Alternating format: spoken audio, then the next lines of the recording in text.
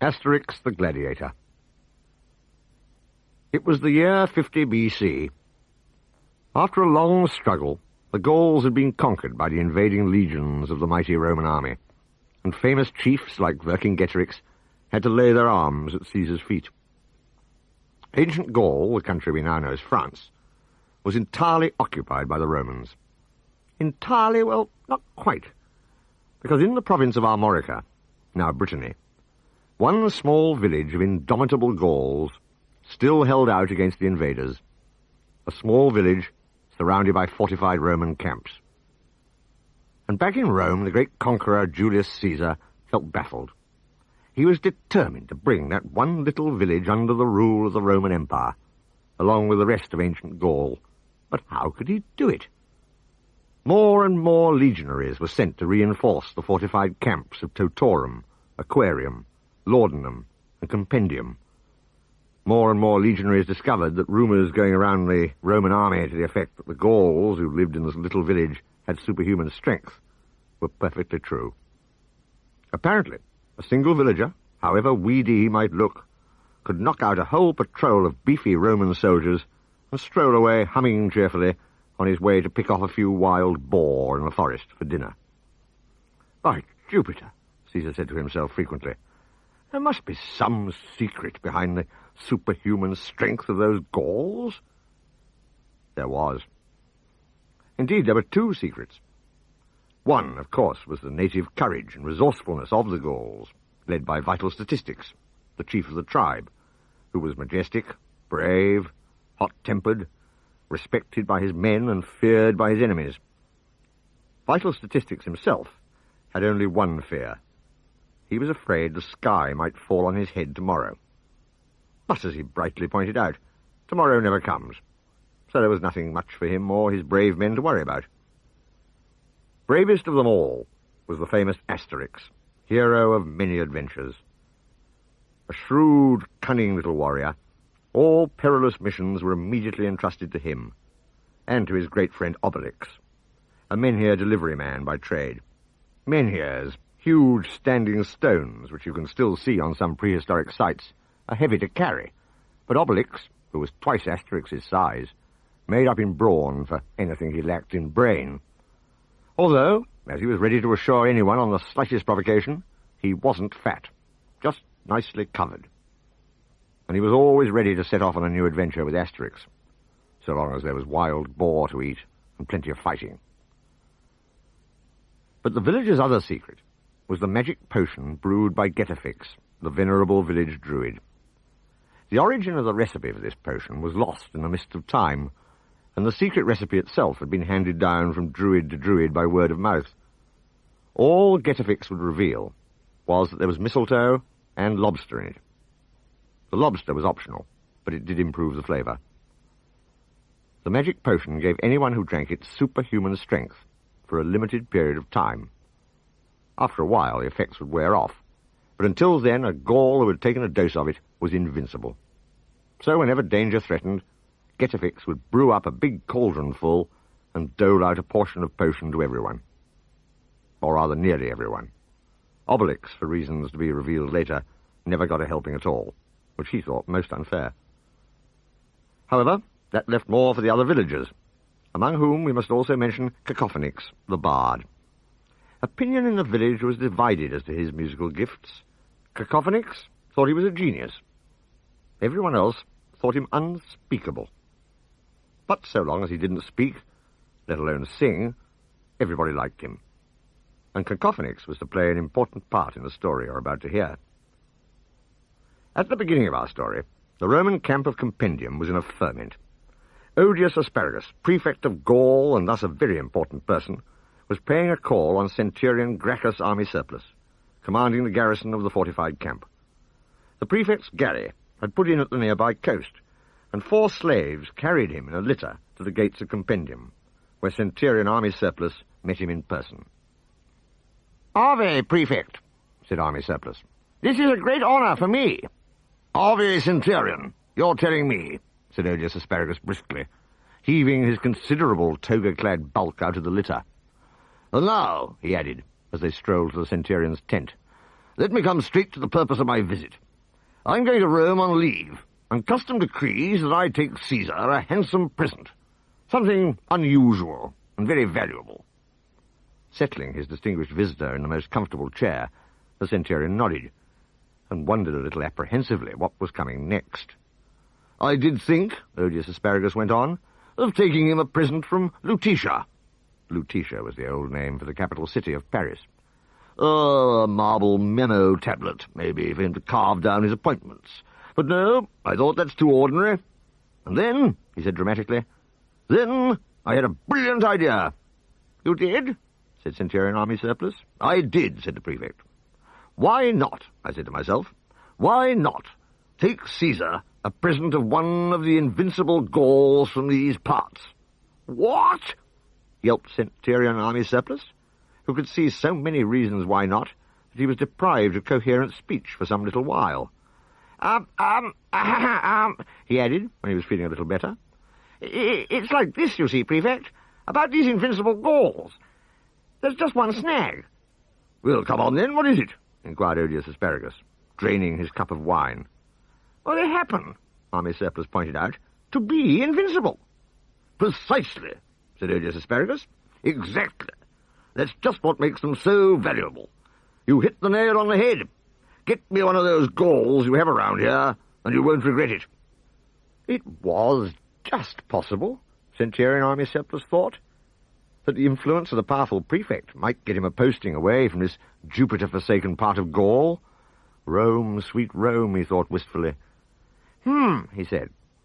There certainly is one Gaul who's a little more harmless than the others. That's Cacophonix, the bard. He often goes for walks in the forest by himself, looking for inspiration.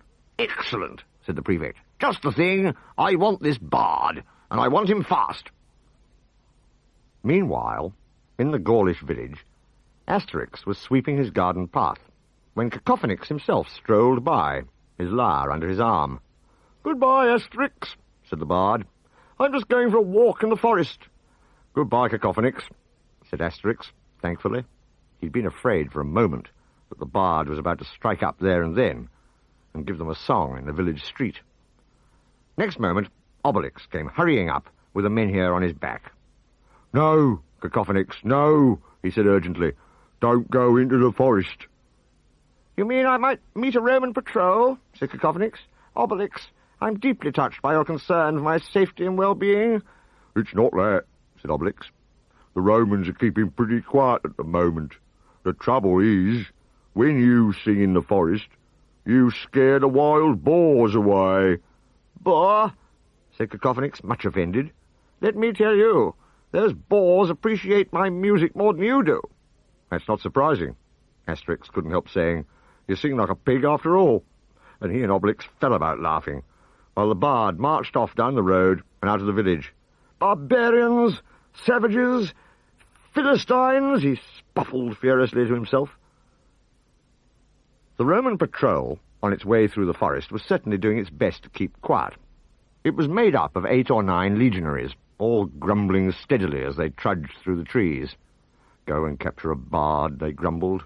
Go and capture a bard, easy enough to say that, ain't it? Go and capture a bard, they muttered. Why do we always get picked on to volunteer for dangerous missions? 'Tisn't fair. It just jolly well isn't fair. Shh, hissed the Decurion, leading the patrol all of a sudden. Shut up! I heard a noise. Quick, take cover! They were approaching a large clearing in the forest. So was Cacophonix. He looked around and nodded with satisfaction. Yes, this will be a good place to sing, he said. Right, here goes.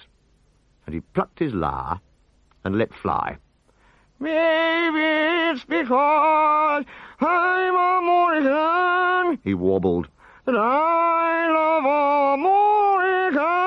America. The noise was something awful, and its effects were spectacular. The birds took flight. All other wildlife within earshot, including several boars and rabbits, a number of squirrels, and 1 Roman patrol, stampeded. These Gaulish secret weapons ought to be banned by the Helvetia Convention, gasped the Decurion as he raced away. The Romans ran and ran until they could no longer hear that appalling song. When at last they stopped, they were pale and trembling, and disinclined to look one another in the eye. Finally, The Decurion pulled himself together. "Right," he said bracingly. "I've thought of a way to counter that secret weapon of the bards. We all stuff our ears up." "What with?" asked one of his legionaries. The Decurion looked around in search of inspiration. "Parsley," he said. "Plenty of parsley growing over there." "Parsley?" said the legionary, doubtfully. "I don't really fancy that. I feel like something out of a butcher's shop." "We could always add a pinch of thyme," suggested another of the men. "Thyme and parsley stuffing's very good. I know a bank whereon the wild thyme grows," he helpfully added. "One bard will be quite enough round here, thank you very much," said the Decurion, quelling him with a glance. "Parsley it is. Everybody gets stuffed. Not up your nose, idiot," he patiently informed the man who didn't fancy parsley. "In your ears, and then back into ambush at the double. When I give the signal, we all attack the bard." Caught up in the throes of composition, Cacophonix had scarcely minded the lack of an audience for his latest song. "Now," he murmured, "what shall I sing next?" "Come on, boys!" yelled the Decurion grimly, leaping out of hiding. "Here's the man we want!" "A fan!" cried the delighted Cacophonix. "At last, someone who appreciates good music. I don't believe I know that song you mentioned, my dear fellow, but you just stop right there. I will now give you an entire recital." And he began tuning his lyre, or to be precise, untuning it. Looking round, the defenceless Decurion saw he was alone. What had happened? It was unheard of for Roman soldiers to disobey orders. But he had no time to stop and work things out, since the bard was plainly addressing him. Why couldn't he hear what the man said? Of course, the parsley. "Get an earful of this," the happy Cacophonix was saying, just as the Decurion unstoppered his left ear, and he launched into a spirited rendering of that chart-topping number, "I'm only a bard in a gilded cage." It was too much for the poor Decurion. Unprotected now by parsley, he could no longer bear the racket. Shrieking, "Stop it! Stop it! Mercy, for pity's sake, shut up!" He started thumping the bard with such hysterical frenzy that Cacophonix, who had not had any potion before coming out, was soon overpowered and lay stunned on the ground. His lyre dropped from his hand. "Oh, the relief of it," gasped the Decurion. "But where the Hades are those men?" And looking around him with much displeasure, he observed a number of helmeted heads peering round the bushes. "Well?" he inquired furiously. "Couldn't you hear me shouting, you cowardly lot? You'll be court-martialed for this, I shouldn't wonder. Dereliction of duty, that's what it is. Mutiny. Disobeying an officer. You'll end up with the lions in a circus, you will. You—" "Pardon?" said the legionary, removing a bunch of parsley. "Oh, get unstuffed," said the Decurion crossly. "Pick this bard up, bind him and gag him most securely, and then let's get back to camp." At least he had good news for his superior officer, so he was in a better temper by the time they arrived. "Ave Centurion Army surplus, sir," he reported. "Mission accomplished. We captured the Gaulish bard at the risk of our lives. Especially mine," he finished with feeling. "Excellent, excellent, my good fellow," Prefect Odious Asparagus congratulated him jovially. "There, you see," he added, turning to Centurion Army surplus. "It wasn't all that difficult." Army surplus, who had to live in those parts until and unless he got that highly desirable posting back to Rome, wasn't feeling anything like so cheerful. "The trouble is," he gloomily pointed out, "we can now expect reprisals from the others." "We?" said Odious Asparagus. Yes, I really must be going now. Frightfully sorry, I can't stay. Slaves, bring my litter. The prisoner and I will leave at once to board the galley for Rome." Meanwhile, back in the Gaulish village, it was beginning to occur to Asterix that Cacophonix had been gone rather a long time. He went to find his friend, who was sitting in his quarry, chipping out another large menhir. "Obelix," he said, causing the big man to hit his thumb by mistake. "You remember Cacophonix went for a walk in the forest? Well, he's not back yet." Obelix, who had been sucking his poor, hurt thumb, instantly brightened up. "Well, that's good news," he said. On the other hand, he added less happily, I don't suppose he'll be gone much longer. Fortunately for Cacophonix, however, there had been a witness of his capture, a little Gaulish boy out hunting in the forest, who had seen it all from behind a big tree, without being spotted himself by the Roman patrol, and who now came running back to the village with his news. Asterix was the first man he saw as he dashed breathlessly down the road. "Asterix!" he gasped. "Asterix! I saw some Romans capturing Cacophonix." Asterix was on the alert at once. "Are you sure, Pick and Mix?" he asked. "Perfectly sure," said little Pick and Mix. I was out hunting wild boar piglets in the forest, and I saw the whole thing." "Funny ideas the Romans get," said Obelix, shaking his head in bafflement. "Weird ideas they get. Why ever would they want to go lumbering themselves with Cacophonix? Romans," he added. "Well, I don't know. These Romans are crazy. Romans I shall never understand." "Understand them or not," said Asterix briskly, "this is an insult to the village and must be avenged. I'm off to tell Chief Vital Statistics the news." Chief Vital Statistics was outside his house picking apples, held aloft on his shield by his two shield-bearers, as befitted the dignity of a Gaulish chieftain. Chieftains were not supposed to walk on the ground like ordinary mortals. "Hiya!" he kept saying, seeing a particularly fine red apple just out of reach. The shield-bearers, staggering under his weight, did their best to obey. "And a bit over to the left, and up, and we're to the right a little, got it? Hello, Asterix! Why are you in such a hurry? Well, what's up?" "Oh, Vital Statistics. Our bard Cacophonix has disappeared," reported Asterix. "Go on with you. You're just saying that to please me," said the sceptical Vital Statistics, reaching for another apple. "No, it's true," Asterix assured him. "The Romans have kidnapped our bard. Young Pick and Mix saw him." "What?" bellowed Vital Statistics, jumping up and down on his shield with righteous anger. "By Tutatis!" he exclaimed, swearing by the principal god of the Gauls. "Those Romans certainly do get some peculiar notions. I mean, what on earth could they want Cacophonix for? But even so, that's not playing fair. We can't have this sort of thing. Oh, dear me, no." He was getting quite worked up. "We must organize a punitive expedition. Summon the whole village. This is urgent. Everyone, drop everything. Everyone." "Us too, oh chief?" inquired the shield-bearers. "Yes, of course, you idiots," snapped the irascible chieftain. "Didn't you hear me? Everyone, drop everything." They dropped him. "Everything within reason," said the chief a little later, struggling up with some difficulty. "Everything within reason, I meant. Right, now let's get a move on.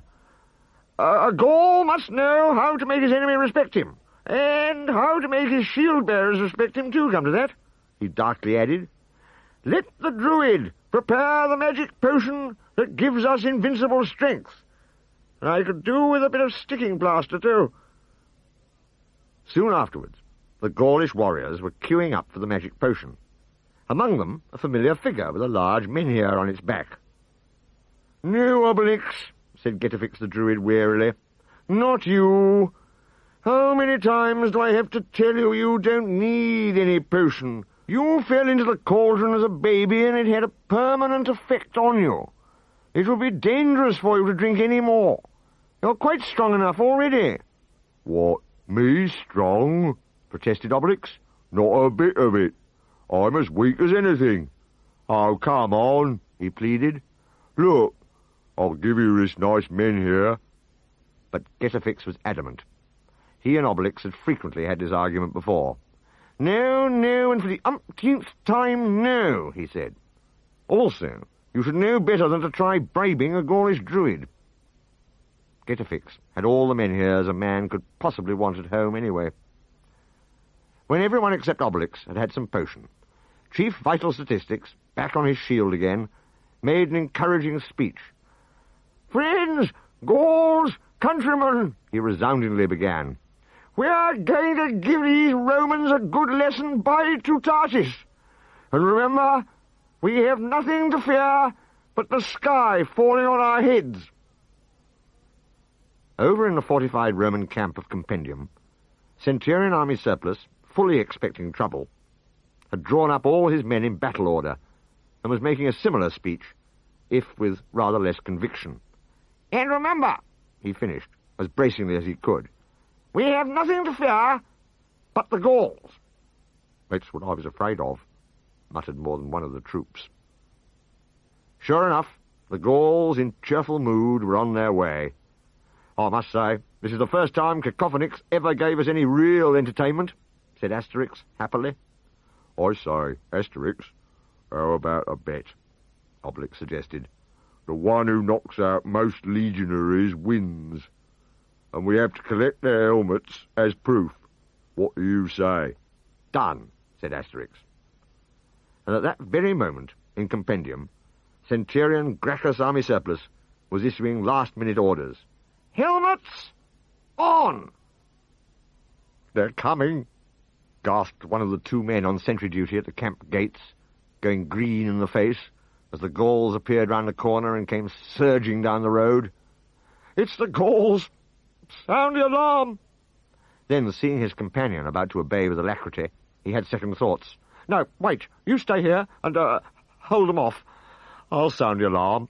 Help! Help! The Gauls are coming! The Gauls are coming! He yelled, racing for dear life to the comparative safety of the interior of the camp. Mercy! Help! I want my mummy! Centurion Army Surplus, however, was made of sterner stuff. He knew what was expected of a Roman and an officer. He'd been trained to carry out manoeuvres with the legendary precision of the Roman army, and he had every intention of putting his training into practice. Cohorts into 3 lines! Form! He barked out. The cohorts formed into 3 lines. Horns, trumpets, and buccinas! Sound! He bellowed. The horns, trumpets, and buccinas sounded. Pilums at the ready! He shouted. All the legionaries pointed their pilums, a kind of Roman spear, in the general direction of the camp gates and the advancing Gauls. And now, said Centurion Army Surplus, now, by Jupiter, attack! At which moment, with a mighty whoosh, the Gauls of the little village, all tanked up with magic potion, came charging into the fortified Roman camp of Compendium. We can't attack, the legionaries pointed out, reasonably enough. The Gauls are in the way. And after that, they were unable to say anything more for quite some time, requiring all their breath for such military exertions as being biffed, bopped, thumped, walloped, thwacked, flying through the air and coming down with a thonk, and having their helmets systematically collected on the field of battle by Obelix. As battles go, it was short, but distinctly sharp, if you were on the Roman or losing side. Obelix's helmet collection grew by the minute.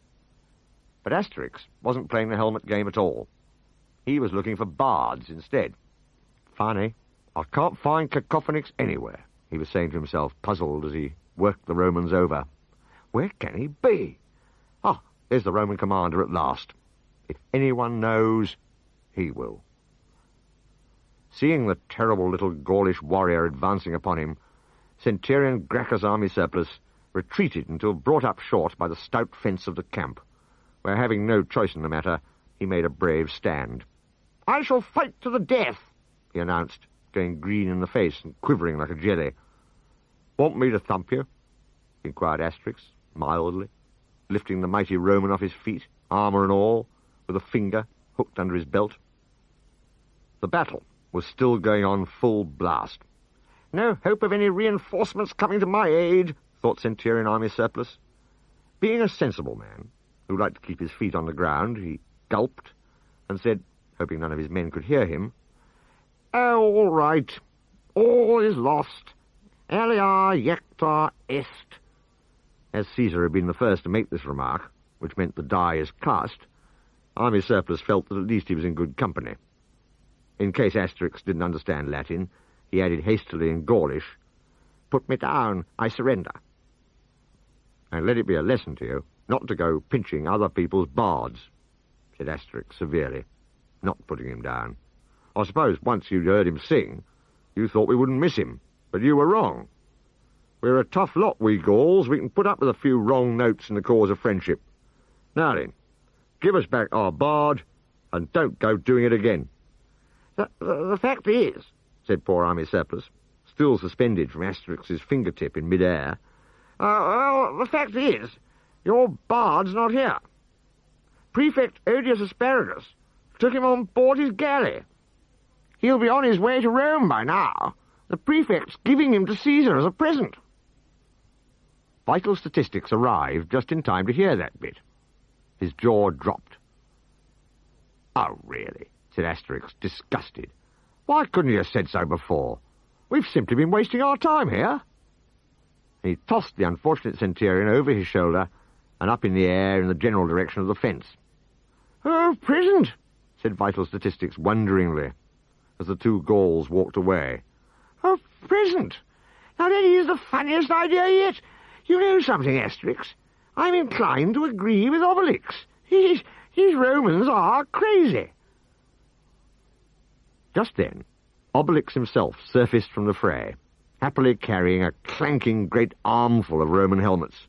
"Look at this, Asterix," he said gleefully. "Just look at this. I'm sure I've won our bet. And what's more, one legionary was fighting bareheaded. I'm sure it's against the rules to go into battle improperly dressed. I've a good mind to report him to his commanding officer." But his commanding officer was draped over the top of the camp fence, minus his own helmet, as the Gauls withdrew, leaving behind the aftermath of battle. And what a battle it had been! Even the ranks of Tuscany, in this case the flattened Roman legionaries, could scarce forbear to cheer. "It's a knockout," they agree, faintly, lifting dazed heads from the ground. "Some battle," said one man, spotting his commander sitting on the fence. I really let us have it, didn't I, sir?" Gracchus Army Surplus simply snarled at him. Once capable of human speech again, he roared furiously, "Get this camp back into order, you idle, lazy lot! What's the idea of all this untidiness? Where's your military precision and discipline? Look at you, declining and falling about all over the place. And don't anyone," he added, as he slowly slid off the fence and fell to the ground himself, "don't anyone ever mention this battle to me again. Get it? Got it? Good." The atmosphere in the Gaulish village wasn't much more cheerful. Asterix sat gloomily watching Obelix eat dinner. He could hardly manage a thing himself, and even Obelix could only force 2 or 3 whole roast boar down. "Poor Cacophonix," mused Asterix sadly. "Just think of him, a prisoner on board a Roman galley." "Yeah, such a nice chap, old Cacophonix," agreed Obelix, through a mouthful of boar. So well brought up. Never saying with his mouth full. A pity he didn't eat much.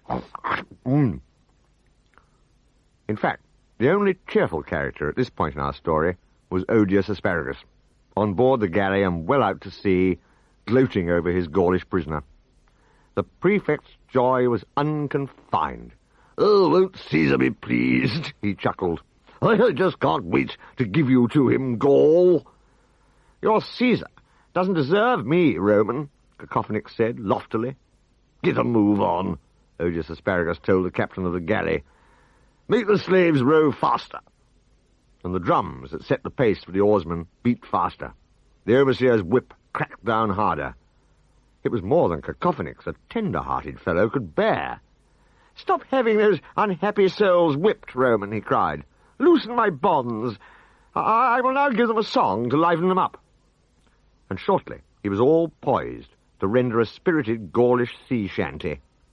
"Farewell and adieu to you, fair Celtic ladies," he carolled.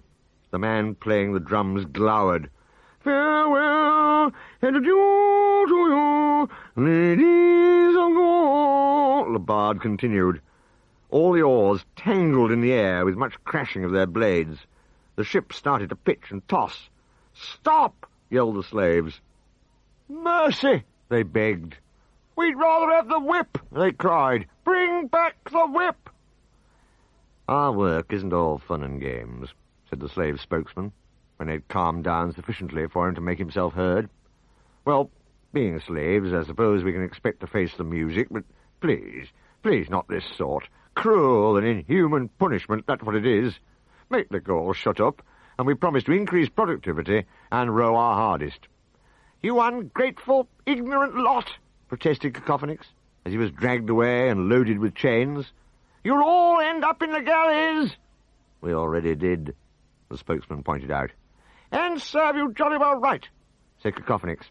But at this point a gag was shoved into his mouth, and he could say no more. More crucially, he could sing no more either. The joy of Prefect Odious Asparagus was less unconfined than before, as he sat looking at his fuming but mercifully silent prisoner. "I'm beginning to wonder," he remarked thoughtfully, "if Caesar really does deserve you." If Asterix had his way, nobody was ever going to find out if Caesar deserved Cacophonix. For as he watched his big friend Obelix picking gloomily at his fourth whole-roast boar, Asterix had come to a decision. "Obelix," he said firmly, "we must go to Rome and rescue Cacophonix." "Suits me," said Obelix, scrunching a last bone. "But Rome's a long way off. How do we get there?" "Simple," said Asterix. "All roads lead to Rome. However, I think we'll arrive sooner if we go part of the way by sea. We just go down to the beach and hitch a lift on the first boat for Rome." And the two friends went off to explain their plan to Chief Vital Statistics and Getafix the Druid. "Huh," said the Chief. "It's risky, Asterix, but you're right. We can't leave our bard in the lurch. He sings atrociously, but he's a good sort." "An excellent sort," agreed the Druid, "ex being the operative part of the word just now. He should be barred as a bard, but still, we want him back. You come home to my house, Asterix, and I'll give you a gourd of magic potion for your journey."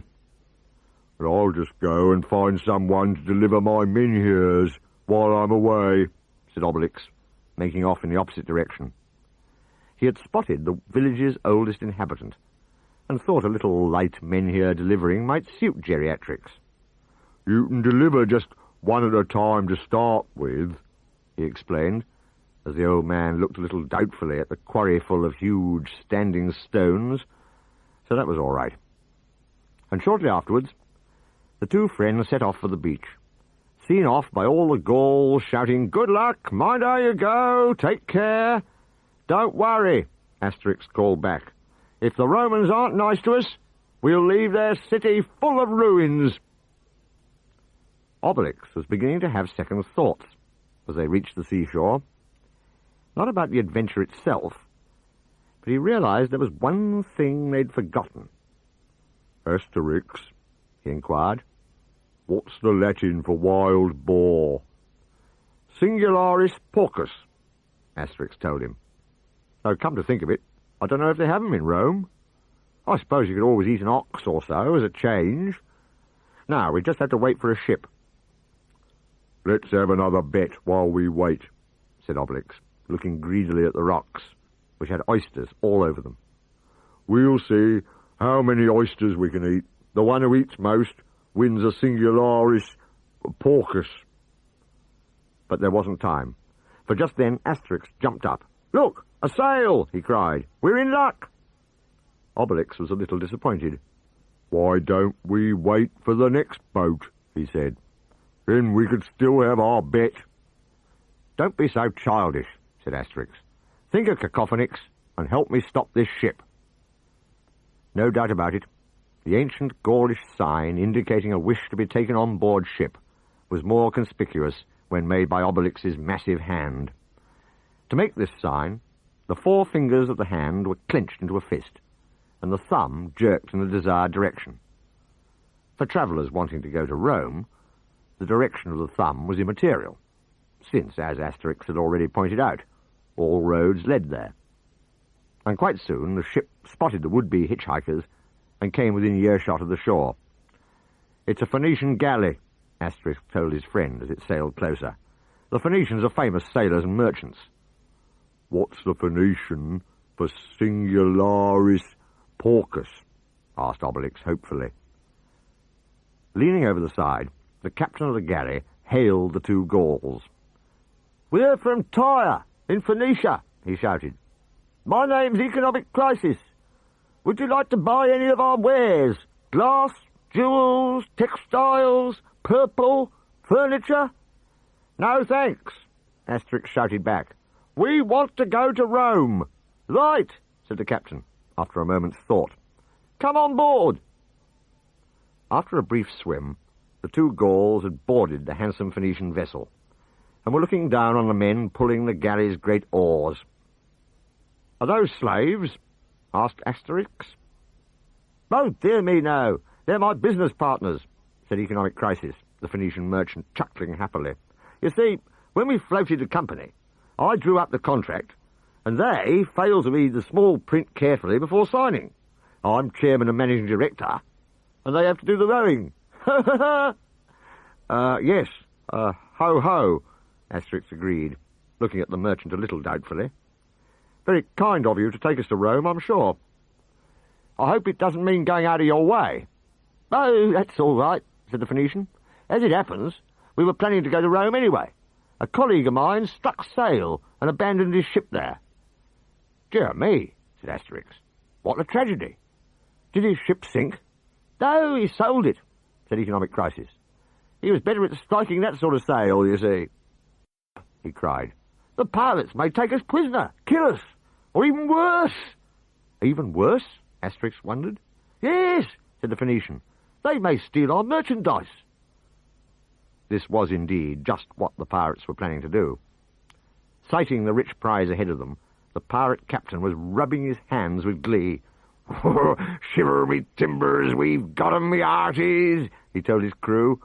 "That heavy merchant vessel with all its cargo will never escape us. We'll just make one mouthful of those feeble, luxury-loving Phoenicians. Now, if it was Gauls, that'd be different. We know enough about indomitable Gauls to steer good and clear 'em by now. But this lot's only Phoenicians." And the rest of the pirates were looking forward to boarding the galley as well. On the galley itself, unfortunately, a slight difference of opinion had arisen. "My dear fellow directors," Economic Crisis told his oarsmen, "I rather think we shall be obliged to fight." But of course they had read his crafty contract properly now. "No, Mr. Chairman," said a spokesman firmly. "The contract says we have to row." "Fair enough. But there's nothing in the small print about fighting. Now I suggest we change that contract. I have an important modification I should like to make." "Me too," said everyone else. Yeah, me too." "We might, on the one hand," said the spokesman, "hold an extraordinary general meeting to discuss the terms of the contract, while on the other hand, alternatively, all things being taken into consideration and due weight being given to every factor—" Here Asterix drew Obelix over to the ship's side. "I shouldn't think these chatterboxes will ever get round to fighting at all, Obelix," he whispered. "Looks to me as if we'd have to deal with this little contretemps on our own." "What's a contretemps?" asked Obelix. "Pirates, in the circumstances," said Asterix. "Oh, goody," said Obelix, brightening up. "Well, if you don't think the Phoenicians will mind, that makes all the more pirates for us. Look, here they come, poor things. Ooh, Asterix," he added, getting all excited. "They're wearing helmets. We can have another bet, like we did with the legionaries. Oh, do let's. Next moment, the pirate captain was leaping athletically on board the Phoenician galley, waving his cutlass, and totally unprepared to see two Gauls leap in the opposite direction, boarding his own ship and waving nothing but their bare fists. Moreover, none of his crew followed him. Within seconds they were all fully occupied. Yet again the contest was short and sharp. "Makes a nice change, fighting on a boat now and then," observed Asterix, sending a couple of pirates flying. "Don't you agree, Obelix?" "It's fun," said Obelix enthusiastically, disposing of 3 or 4 more, Ooh, it's fun. I say, would you let me have that pirate of yours, Asterix, just so's I can finish him off?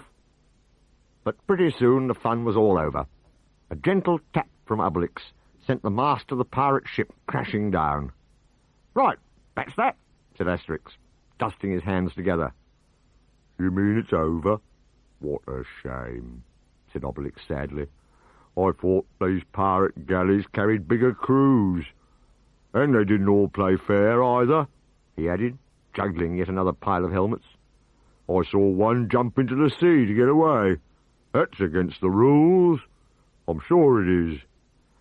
They'll all be in the sea in a moment, said Asterix, and so will we, unless we rejoin the Phoenicians. Sure enough, the pirate ship was capsizing, taking the crew to join their captain, who had already been heaved overboard by economic crisis and his board of directors. Well, who was I to know it was those Gauls again? Said the pirate captain, defensively, as they started swimming the long, long way to shore. You might have guessed it, said his cabin boy. Gauls? They never miss the boat. Asterix and Obelix were welcomed back on board the Phoenician galley as it sailed away in its usual stately fashion. "You have saved what's dearest to our hearts," cried Economic Crisis. "You've saved our cargo. Come to my arms. To tell you the truth, I originally intended to sell you as slaves when we called in at the next port. But now I won't. I'll take you to Rome as we agreed. What do you say to that, then?" "Big of you," said Asterix, slightly surprised by these revelations. "You certainly have a lot of business acumen, Economic Crisis." "Ah, well, what can you expect?" said the merchant comfortably.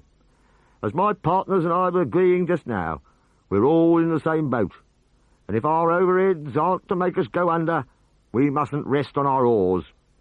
So get rowing!" he suddenly bellowed at his fellow directors.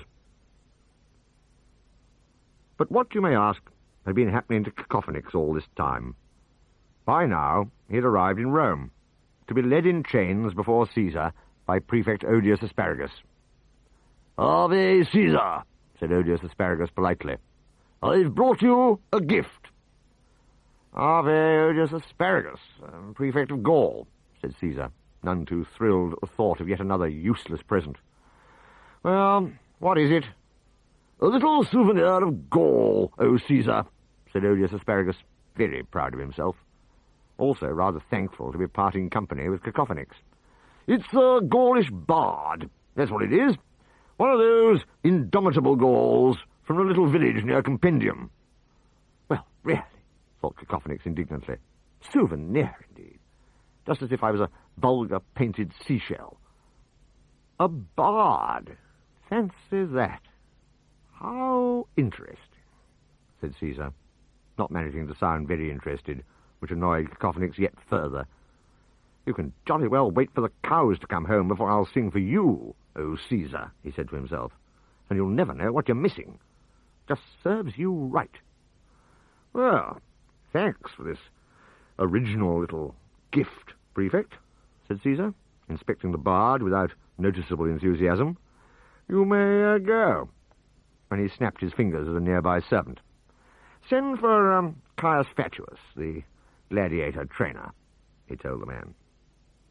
Pretty soon, the big, beefy man who was in charge of all the gladiators for the Roman games turned up to see Cacophonix for himself. "Well, Fatuus," said Caesar, "can you make a gladiator of this bard?" "Oh, dear me, no," said the gladiator trainer, shaking his head.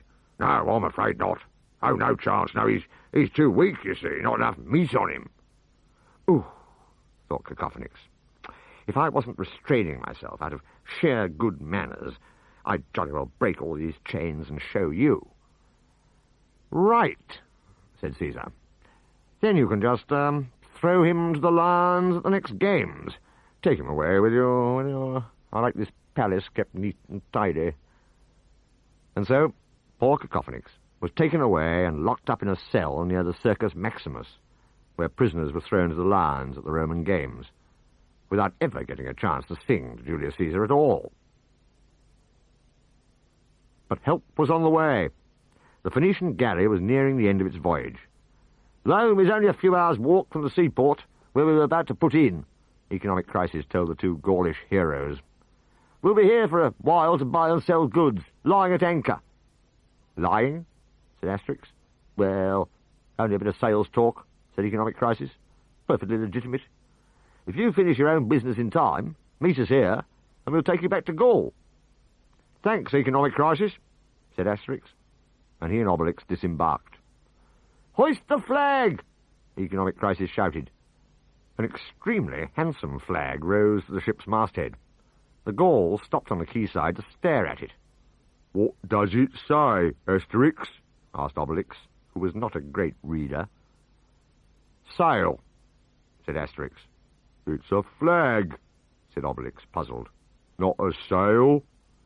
The other kind of sail, said Asterix. Final reductions, it says underneath. Unrepeatable offers. What does that mean, then? Asked Obelix, shaking his head. Can't tell you, can I? Asterix pointed out. They're unrepeatable. Do stop asking silly questions and let's be on our way to Rome. The way was a very famous road called the Via Appia. They knew because it said so on a milestone. The road itself was broad and well paved and very busy, and the two Gauls had never seen anything like it before. By two Tartis, said Asterix, impressed. If the roads outside the city are as wide and straight as this, what must Rome itself be like? Crowded, was the answer. Full of all sorts of fine buildings and paved streets and people. The Gauls, who lived in a little country village, thought it was particularly full of people. There were visitors from all over the Roman Empire come to see the sights of the big city. Egyptians and Greeks, ancient Britons, Helvetians, Hispanians, Assyrians, Medes and Persians, Phoenicians, but most of the people were Romans, of course. Obelix looked hopefully at part of a legion marching past. How about the helmet game again? He suggested. We could have a lovely fight with all these Roman soldiers. No, said Asterix. No time for fun and games just now. We must start making inquiries. And I think I see what we need, he added, heading for an attractive building with bunches of grapes hanging round the windows, and a sign above it saying, Gaulish Restaurant. Ooh, yes, said Obelix happily, also spotting a menu on the wall outside, advertising Boar on the Spit. Just what we need. I meant, said Asterix, we're likely to find some of our fellow countrymen in there.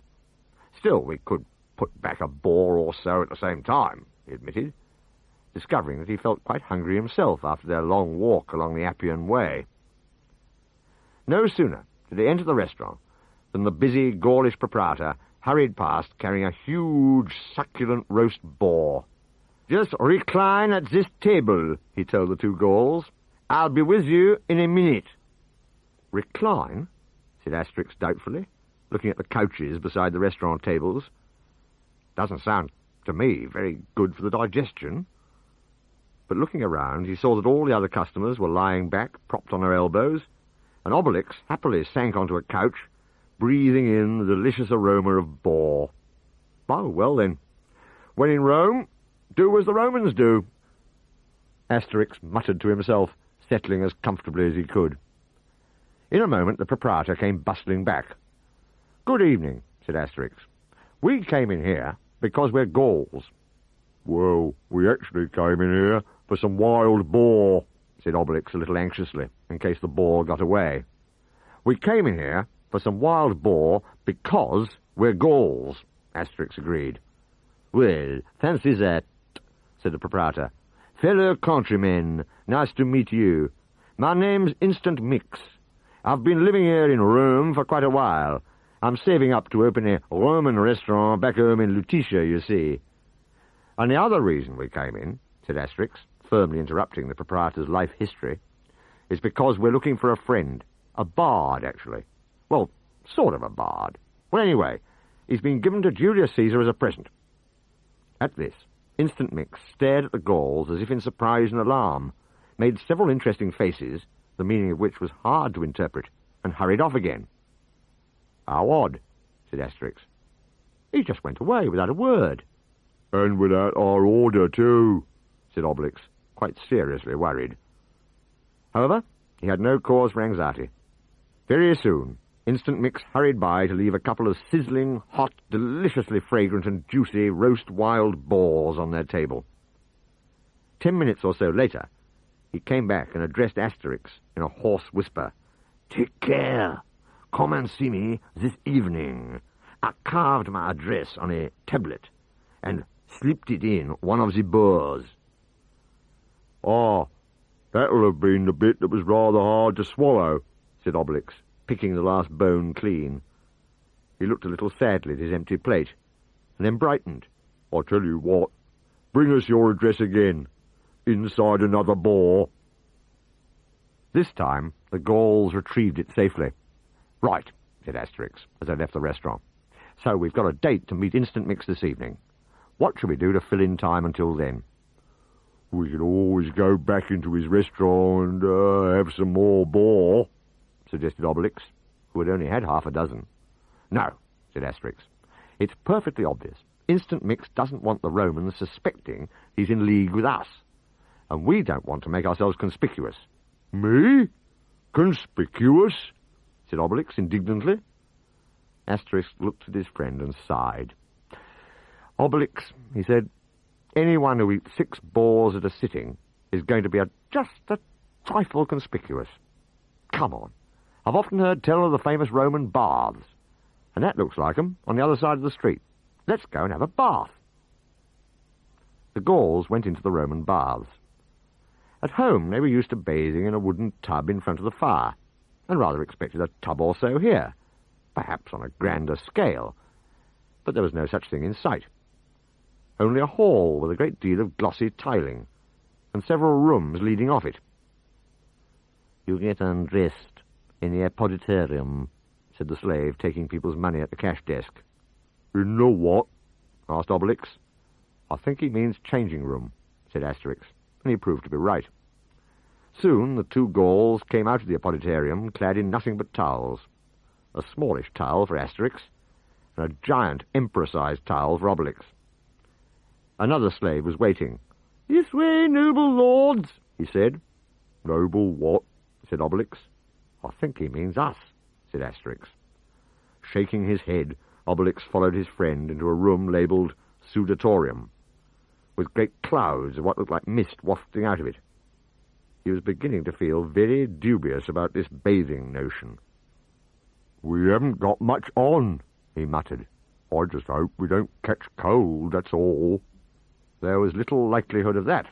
The room still contained no tub, just a lot of fat Romans wearing next to nothing, and the vapour in the room proved to be steam. "Whew," said Asterix. "It's hot in here." "I wonder why they don't open the window," said Obelix, looking around for one, but there weren't any. "I think the idea is to work up a good sweat," said Asterix, who was quick at learning his way around. "We're doing that, all right," said Obelix. "No sweat. I mean, I am sweating. I mean, You mean you've had about enough of this room," said Asterix helpfully. "So have I. Let's try the one next door, saying Caldarium." "Saying what?" asked Obelix. This time Asterix had to admit he didn't know. "But it sounds as if it might be cooler," he said. Some Romans, draped over a stone bench, had caught part of this conversation. "Hey, see that, Caius Fatuus?" one of them whispered, peering through the steam at the 2 Gauls. "You're always on the lookout for new supplies of gladiators. What do you think of these 2 men?"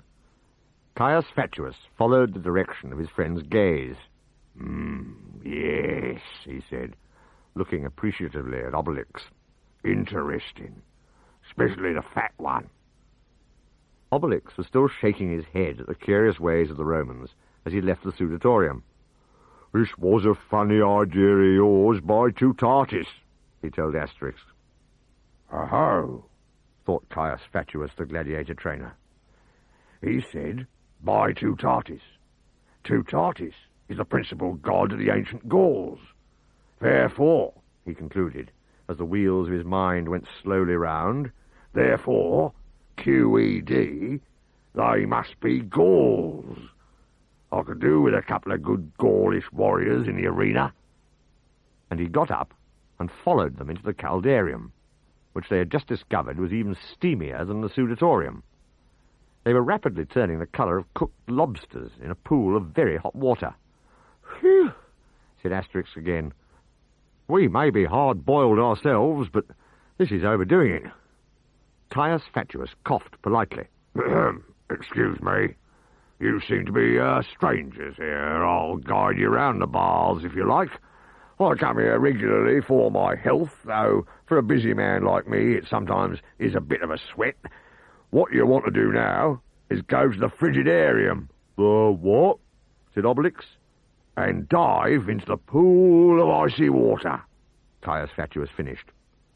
Obelix lost all interest in Latin vocabulary. I see water. I'm on my way, he cried, dashing into the frigidarium. The inviting pool lay straight ahead of him. Watch me dive, Asterix! Watch me dive, he cried, and took a mighty leap. There was the most enormous splosh. When the air cleared, the inviting pool lay all around the room. Obelix was left sitting on the tiles at the bottom. Hey, where did the water go? He asked, puzzled. Asterix sighed quietly. It went out when you went in, Obelix, he explained. There wasn't room for both of you. What an imposing bulk, murmured Caius Fatuus, more to himself than anyone else.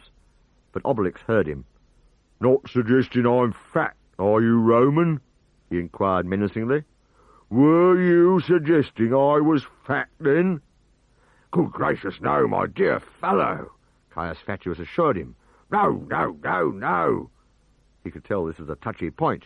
Just, well, nicely covered, that's all. To his relief, Obelix nodded. Evidently he had said the right thing. Still, he thought it best to change the subject. And now, he told the Gauls, it is customary to have some massage. Asterix, who was willing to try anything once, was soon on the masseur's marble slab. But when an enormous, beefy, muscular slave started pummeling him, he took offence. He wasn't used to being pushed around. With a flick of his wrist, the little warrior sent the huge slave flying. By the time the slave landed on his own slab, he was out cold. At this juncture, the manager of the baths appeared. "You've no right to beat up my masseurs," he protested. "Have you any idea how much they cost this season? Out, both of you. Go and have a bath somewhere else." "Well, he started it," said Asterix, truthfully, pointing to the stunned slave. "That's right," agreed the loyal Obelix. "I saw him." Caius Fatuus, who had hitherto been concentrating on the enormous Obelix, was now equally impressed with Asterix. "By Jupiter, what strength!" he thought to himself. "He'd be a sensation in the arena. We could bill him as the mighty midget from ancient Gaul. Oh, I absolutely must have these two men. I'll just send a couple of my strong-arm men to pick 'em up, in case they won't come quietly." And he slipped out while the Gauls were still arguing with the manager. The manager fairly soon won the argument, since once Asterix had calmed down, he remembered that they were in Rome to rescue Cacophonix, and didn't want to get into any fights just yet. He and Obelix, both slightly ruffled, left the baths, and were soon strolling through the streets to the addressed instant mix the restaurant proprietor had given them.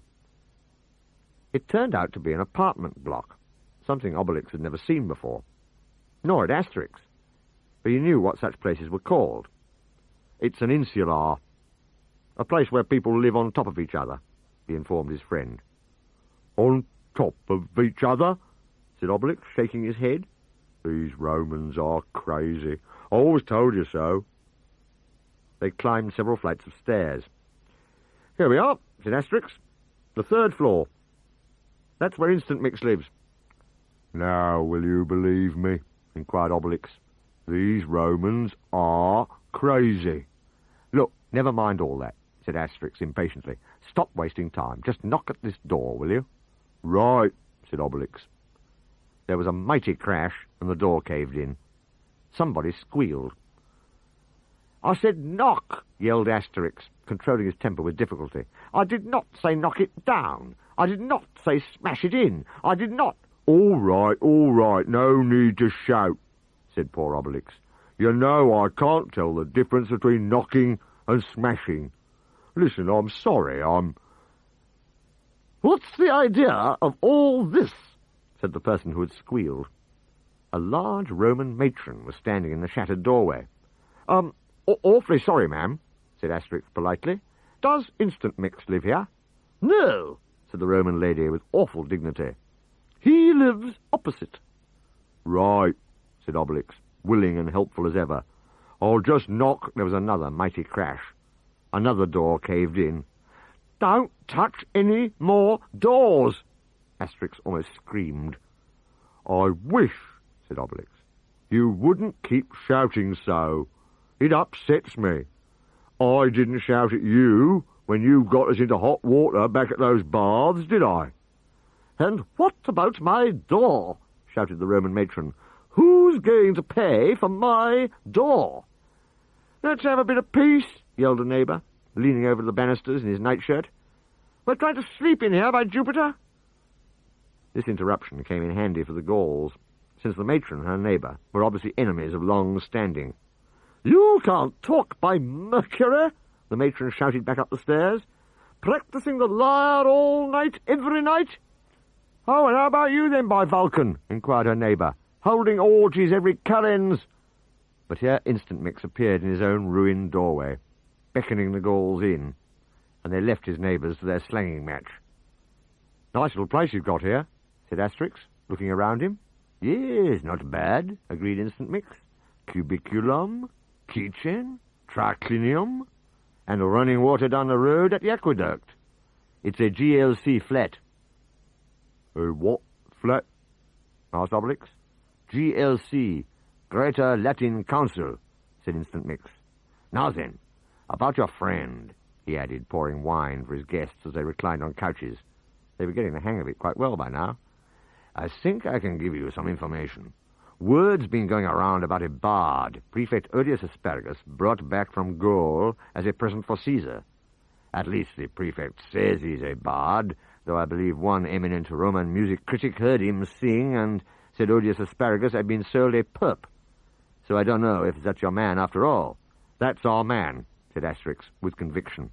Well, I hardly like to tell you this then, said Instant Mix. But it seems that this bard's to be thrown to the lions at the next games in the Circus Maximus, in just a few days' time. We'll rescue him, said Asterix, sitting up and thumping the table with his fist. I'm afraid you can't, his host told him. The bard's been shut up in a cell in the circus, and it's a maximum security circus. And there's worse to come. That's why I warned you to take care.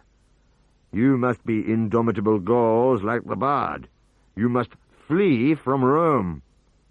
But we're indomitable, Asterix pointed out. So what's the problem? Caius Fatuus, the gladiator trainer, is looking for more men for the games, explained Instant Mix. And indomitable Gauls are in great demand. You don't want to end up in the arena, do you? Yes, if it's the way to rescue Cacophonix, said Asterix. We indomitable Gauls stop at nothing, you know. No old bard to save our bard. Well, thank you very much for the information, Instant Mix. Come along, Obelix. Let's get moving. Little did the two Gauls know, as they emerged into the street, that two huge, hulking Roman thugs were lying in wait for them in the shadows. There they are, said one thug under his breath. Let's get 'em. But Asterix was on the alert at once. We're being attacked, he whispered to his friend.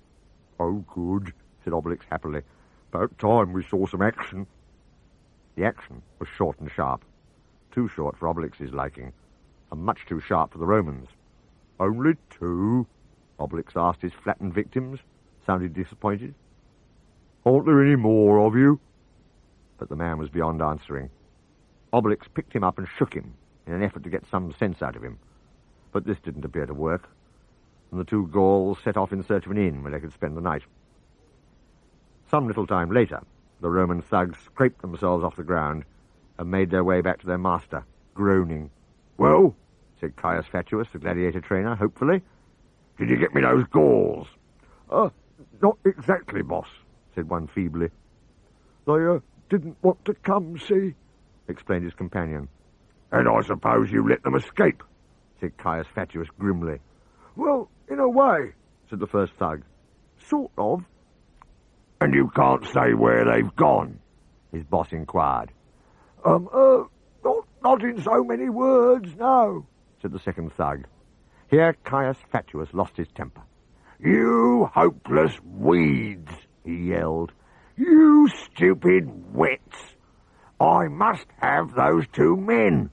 Jump to it, everyone, he shouted at his entire household.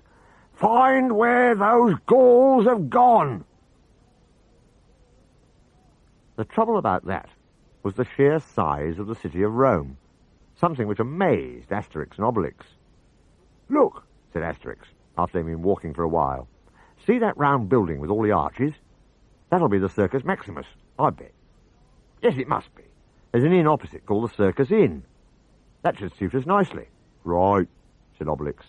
The only thing is, Asterix added, looking doubtfully at the thick, sturdy, iron-bound door, which seemed very firmly closed indeed, I wonder if they'll let us in at this time of night. I'll just knock, said Obelix, helpfully. That will be 20 sestertii for the night, and 40 sestertii for the door, said the innkeeper a little later, carving their names down on the register. Asterix didn't trust himself to say a thing. After a good night's sleep, however, he felt better, and went down to breakfast with Obelix, ready for anything. First of all, he told his friend as they sat at their table, we must try to get into conversation with one of the circus guards, and find out exactly where Cacophonix is imprisoned. Luck was on their side. A Roman legionary came racing into the inn at that very moment. Waiter, he gasped, grabbing the man who was serving the Gauls breakfast. Have you by any chance got any parsley? Parsley, said the waiter blankly. What for? For stuffing in my ears, wailed the soldier. I'm guarding this prisoner, see? He keeps on singing. Something horrible it is. Cacophonix, whispered Asterix. Description fits anyway, agreed Obelix, through a mighty mouthful of ham. Let's try a few crafty questions on this guard, Asterix said in a low voice.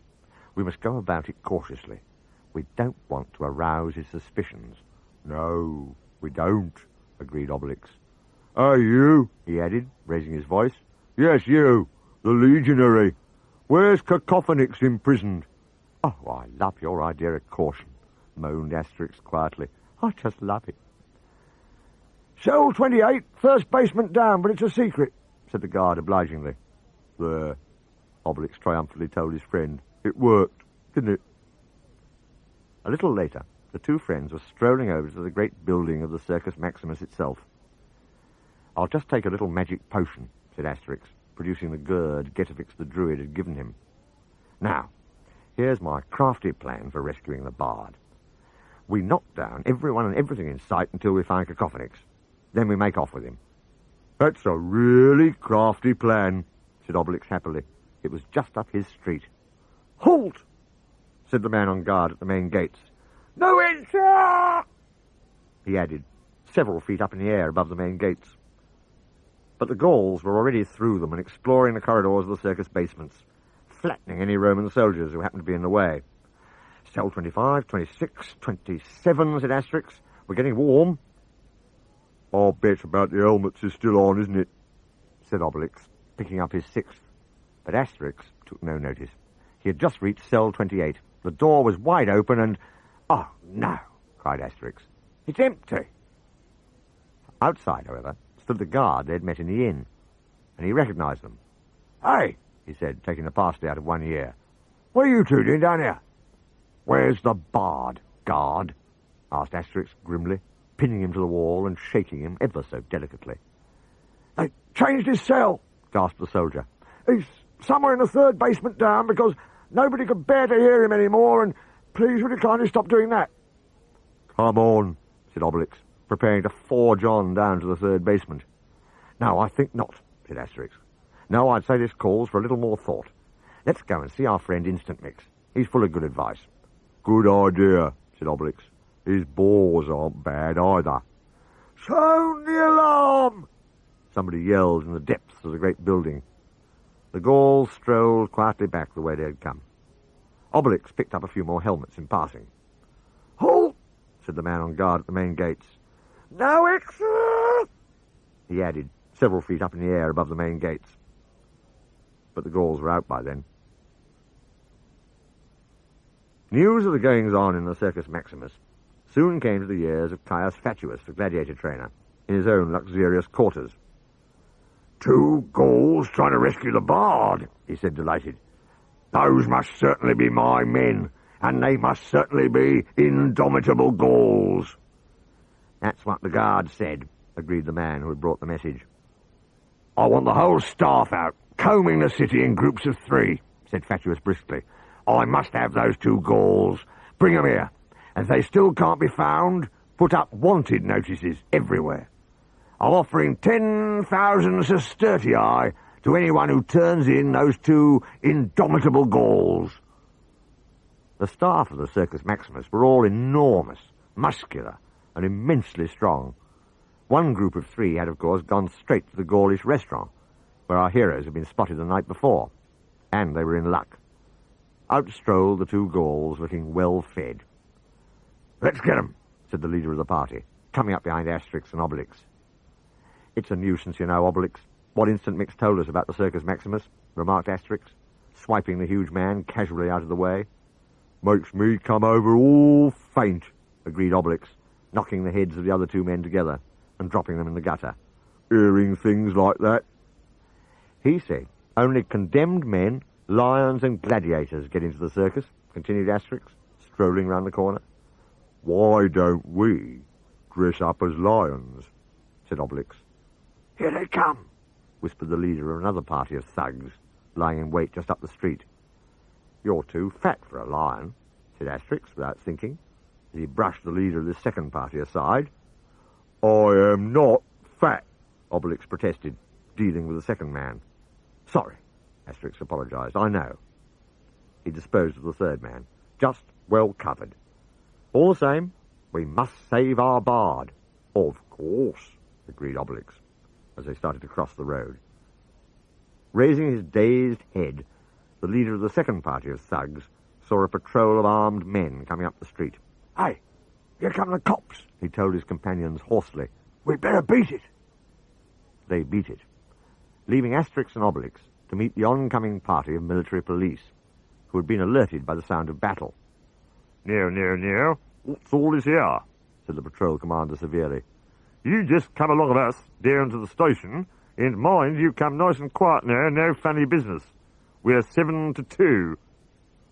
"Is that all?" said Obelix sadly, starting to add more helmets to his collection. "Let's get back to our inn," said Asterix, helping out the last 2 or 3 men. "Don't you think," asked Obelix thoughtfully, as they approached the circus inn, "it's rather funny, all these people attacking us?" "People?" said Asterix. "What people?" He spent a moment working things out, and then added, "I could do with another bite of lunch, though. Gentle exercise is good for the appetite." Over their second lunch, he had a brainwave. "I know, Obelix," he cried. "I know the way to get into the circus. We'll become gladiators ourselves." "We will?" asked Obelix. "How?" "Let's ask a Roman," said Asterix. "The only Roman we know in this city is that one who said he takes a lot of baths. Let's go and see if he's taking one now. Come on." There seemed to be a considerable crowd of people outside the baths, all peering at large slabs put up on the walls.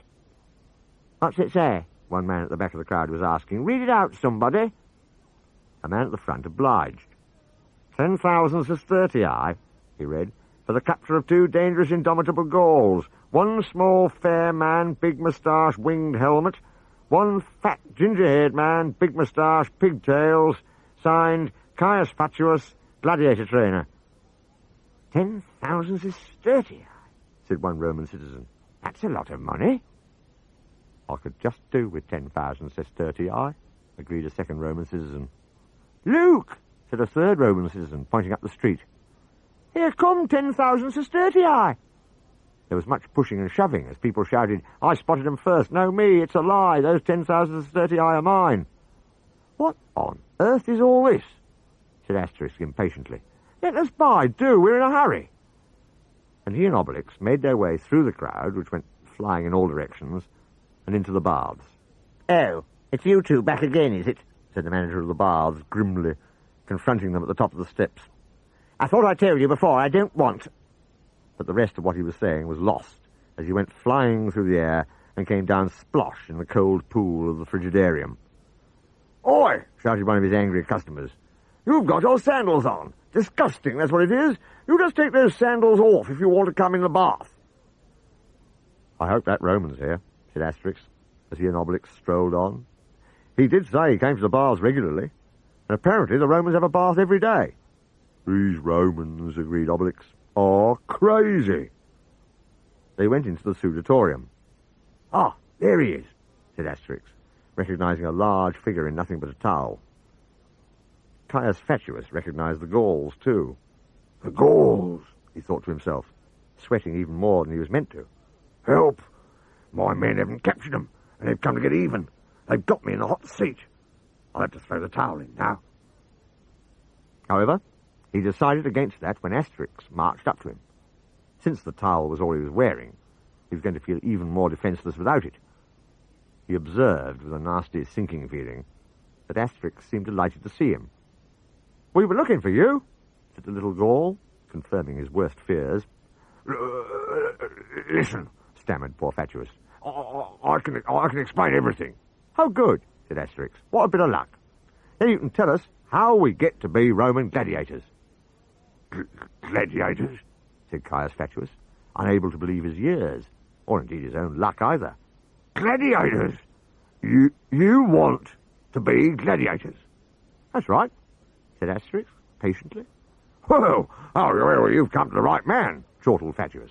"For I am Caius Fatuus, the biggest gladiator trainer in Rome." "Right," said Asterix. "Train us, then."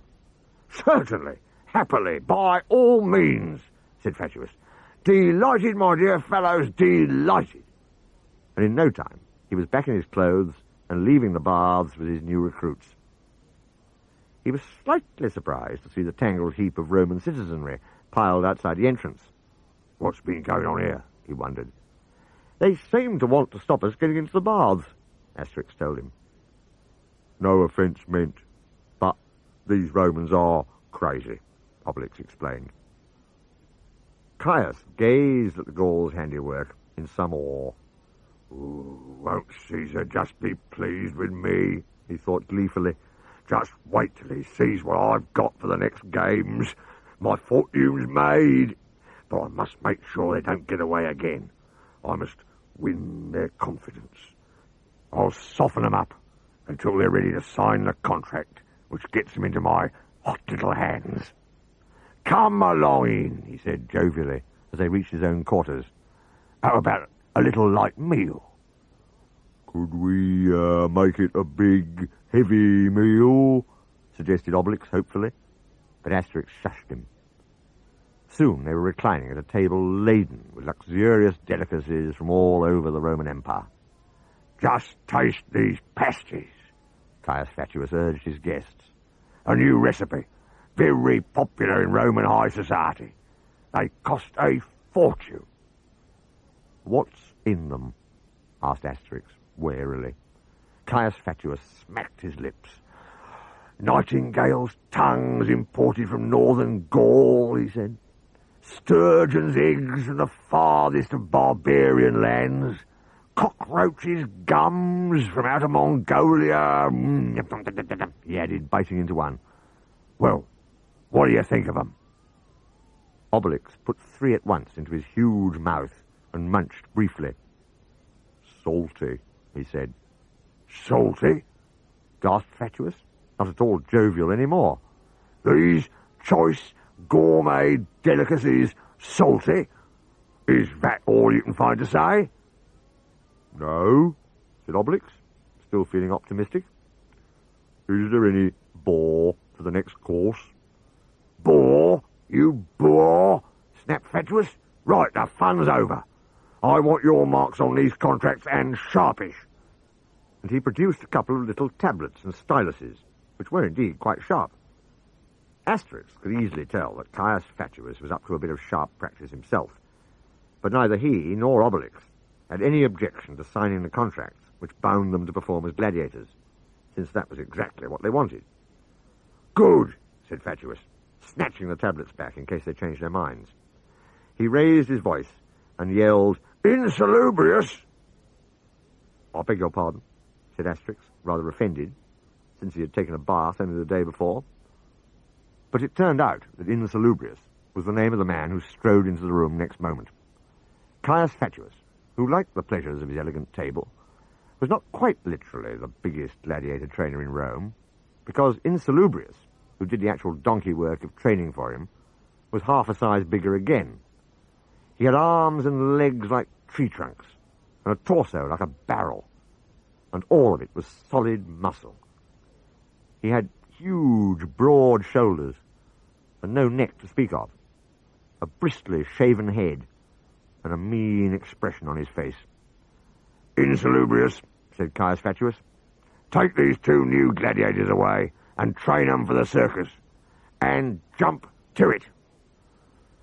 Ho, ho, they'll do the jumping, sir, said Insalubrious, with a cackle of evil laughter. They'll jump to it, all right. And soon the Gauls were just where they wanted to be, in the heart of the huge Circus Maximus building itself.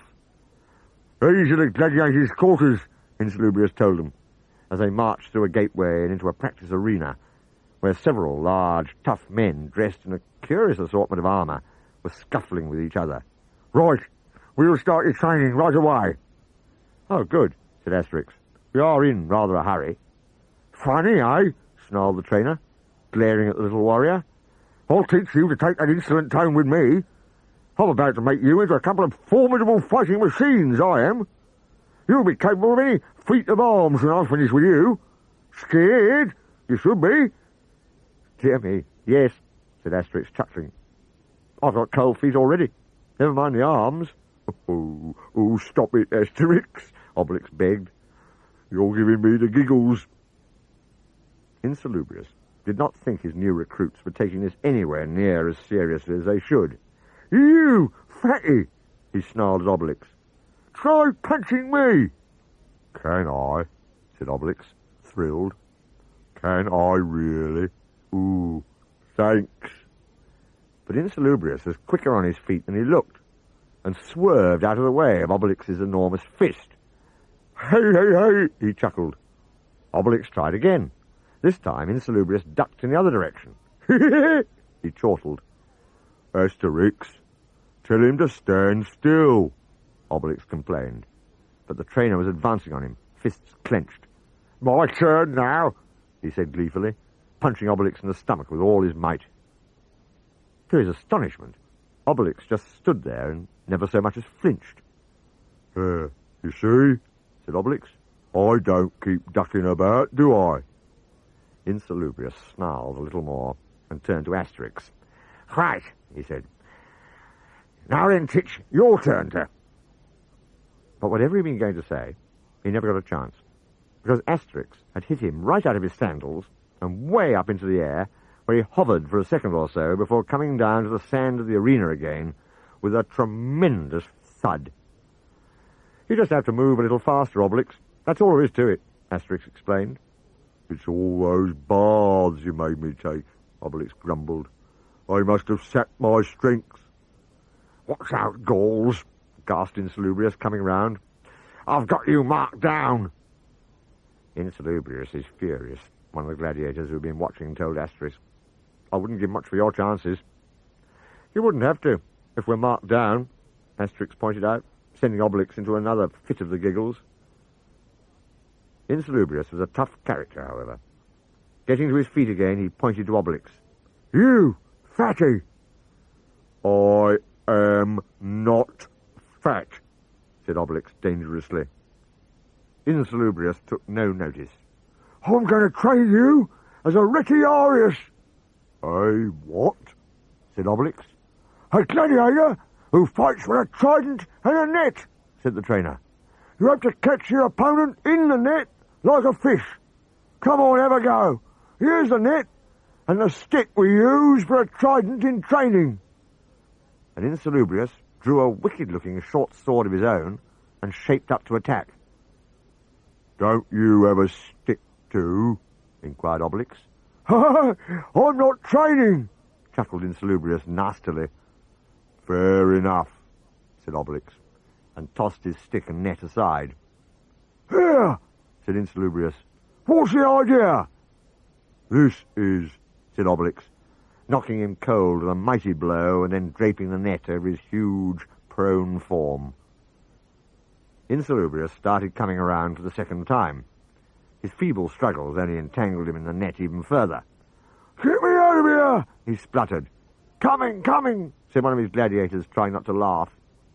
Right, let's have a go at you, said Insalubrious furiously, making for Asterix with his sword.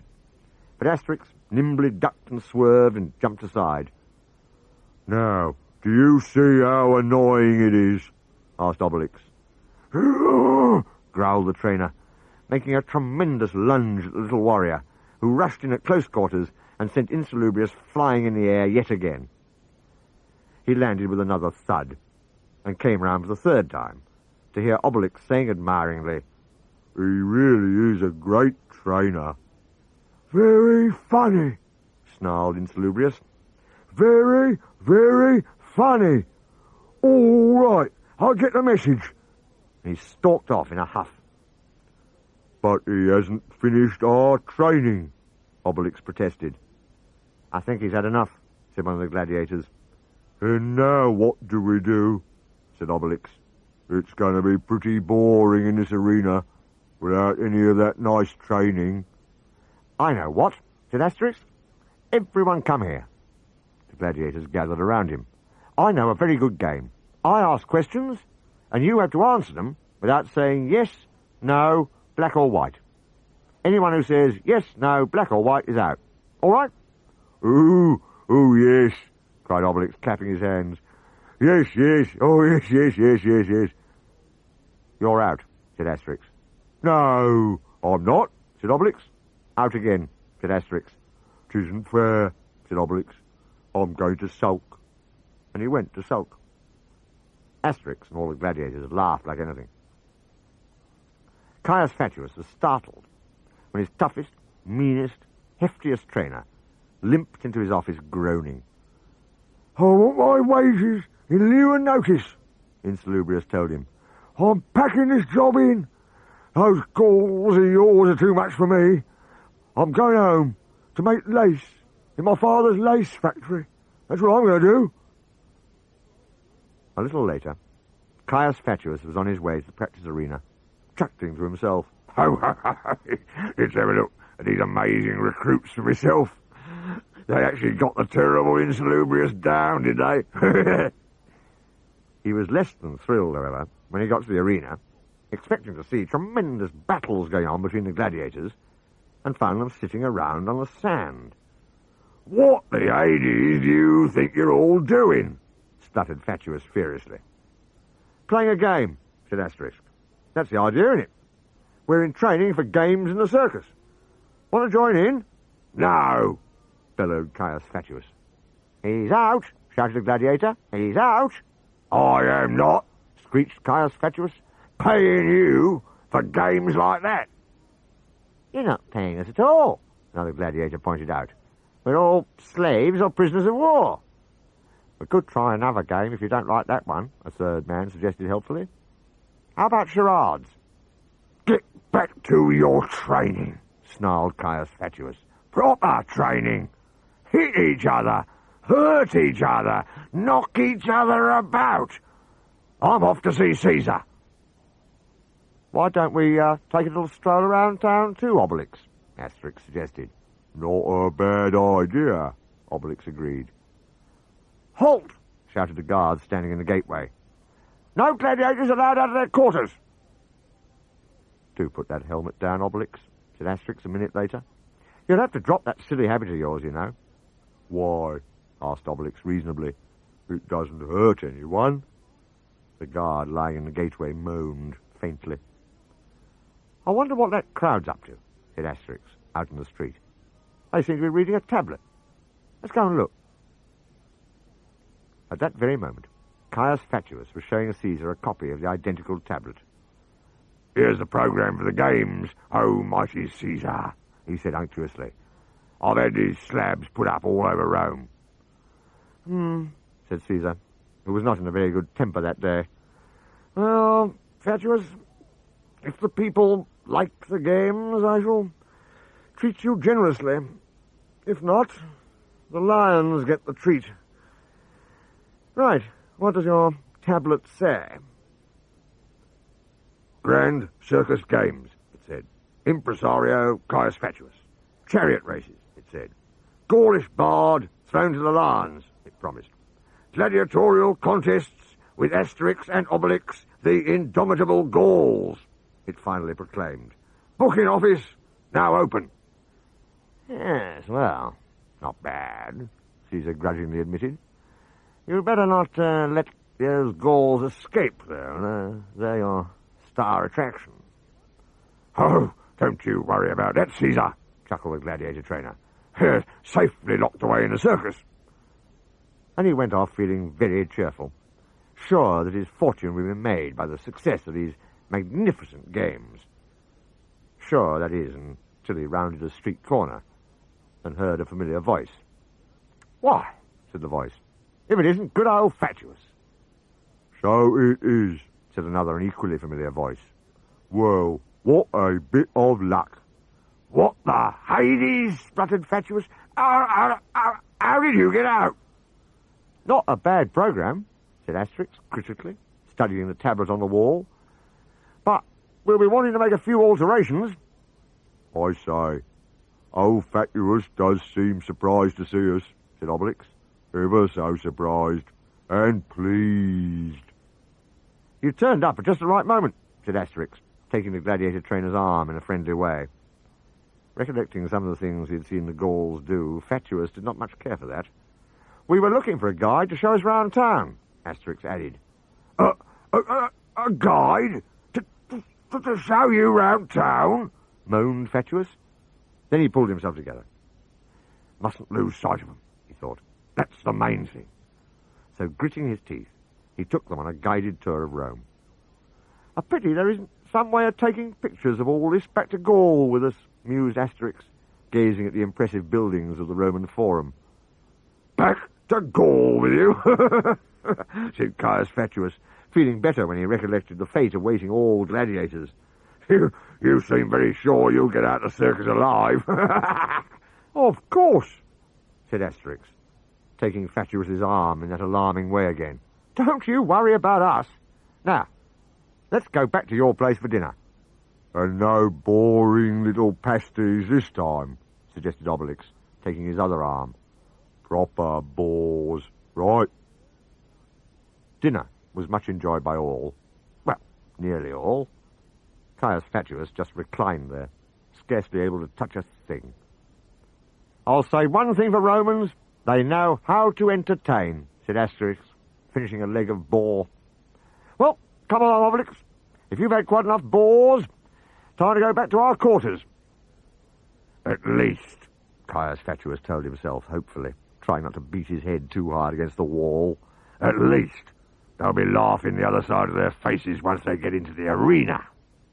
There were several days still to go before the games, however, and without insalubrious to keep them fighting fit, the gladiators lounged around putting on weight, while the unhappy Caius Fatuus was losing it.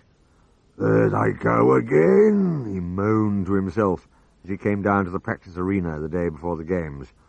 Playing idiotic parlour games instead of training. Oh, a fine circus this is going to be. Here's a riddle, one of the gladiators was just saying. My first is 100. My second is a sign of the zodiac. My third is a Hibernian. My fourth is the Egyptian sun god. And Julius Caesar loves my whole. Who am I? Nobody could guess. So he explained. C. C, they said? No, we don't. I mean the letter C. C for 100, he said. C, Leo, Pat? Rah! Cleopatra! You useless lot, exploded Fatuous, striding in. Well, this is your last night in the circus. The games are fixed for tomorrow, and it'll be thumbs down for every man of you if I have my way. With which he marched furiously off again. The gladiators looked at each other in some dismay. Asterix, one of them said, we really don't want to fight any more. We've sort of lost the taste for it. But what can we do? Don't you worry, Asterix told them. I'm going to see you all get safely out of here and home to your families. I promise you won't be risking your lives in the arena. So, much to the surprise of the legionaries on guard, it was a very relaxed group of gladiators who arrived for the performance next day, instead of the usual grim-faced lot. They rolled up, laughing, joking, even playing leapfrog. What on earth's the matter with them? One guard asked. No idea, said his companion. Lock them up down below. But Asterix had other ideas about that. Porter, he said to the hefty Roman soldier guarding the cell into which he and Obelix had been locked, we want to see our friend Cacophonix the bard. I'm not a porter, said the guard, and you can't. Oh, very well then. We'll just tear these bars out one by one until you cooperate, Asterix explained. They were very stout and firmly fixed iron bars indeed. Go ahead and try, chuckled the guard. Asterix went ahead and tried. Plink went one bar. Plunk went another bar. Plonk went a third bar. Stop it, yelled the guard. Leave the fixtures alone. The service, said Asterix sternly, is absolutely rotten around here. Now, will you take us to the bard? The soldier led them down a dark flight of stairs, muttering crossly, I'm responsible for the fixtures here, I am. Open up, he added, thumping on a sturdy door. Open up, Cinder Victorious. It's me, your old mate, Happy and Glorious. That's funny, he said after a while. There's no answer. Let me have a go, said Obelix. Oh, do let me have a go. I'm good with doors. He tapped the door gently. It caved in. Ah, mind our door, yelled Cinder Victorious. Too late. Then he spotted his friend Happy and Glorious sitting on a stool. What's going on around here? He demanded. Why didn't you answer my knock? Pardon? Said Happy and Glorious, taking a bunch of parsley out of one ear. Love! Warbled a familiar voice from inside a heavily barred cell. Love is a many splendid thing. He's off again, wailed Happy and Glorious, biting his nails. I can't bear it, he sobbed, collapsing into his friend's arms. I just can't take it any more. Cacophonix, cried Asterix, running to the bars of the cell and peering in. Asterix, Obelix, cried the astonished bard. What brings you here? You, of course, said Asterix. We've come to rescue you. Oh, I'm not afraid of these miserable Romans, said the bard. It's nice to see you, though. Listen, Cacophonix, said Asterix. We promised to get our gladiator friends out of a spot. We'll be leaving for Gauls straight after the games, but not before, right? Fine, agreed the bard. I'd like to see the games myself. I've heard a lot about them since I got here. And just one more thing, added Asterix, making for the door. What? said Cacophonix. Wait till we're upstairs again before you start singing. Philistines! The bard shouted after them. Brutes! Barbarians! And he defiantly struck up once more. Behind them, the two Gauls faintly heard him carolling, I'm Roman in the gloom, while his guard burst into fresh sobs. By now, a huge crowd was forming outside the Circus Maximus. Salesmen were crying their wares. Wash your togas in Super Persic, shouted a Phoenician from the city of Tyre. Super Persic washes even purpler. There were cushions for hire, because the stone seats of the circus were extremely hard, and hot dogs on sale, Latin hot dogs, of course, otherwise known as canes caudi. Inside, the great arena was crammed with a huge audience. The citizens of Rome had all come in hopes of seeing the most ferocious and bloodthirsty games ever staged in the circus. Trumpets announced the arrival of Caesar in the imperial box. Everyone clapped the dictator like mad. Everyone, that is, except Caesar's adopted son, who was sitting there half asleep. "It too, Brute," said Caesar, prodding him. "You too, Brutus." Brutus jumped, went red as a beetroot, and clapped too, while grumbling to himself. "I get bored to death of these affairs," he muttered crossly. "And one of these days Caesar will get bored to death too if he's not careful." "That brute, Brutus," Caesar was thinking. "Oh, I can see I'm going to have trouble with him." Both of which remarks were prophetic, as may be seen from an examination of Act 3, Scene 1 of Julius Caesar by William Shakespeare. Caius Fatuus was sitting in the imperial box too, hoping to goodness that nothing would go wrong with his programme. "This is going to be a great show, O Caesar," he assured the dictator, with more confidence than he felt. "I hope so, Caius Fatuus," said Caesar. "Oh, I hope so. Because if not, you'll be in on the act.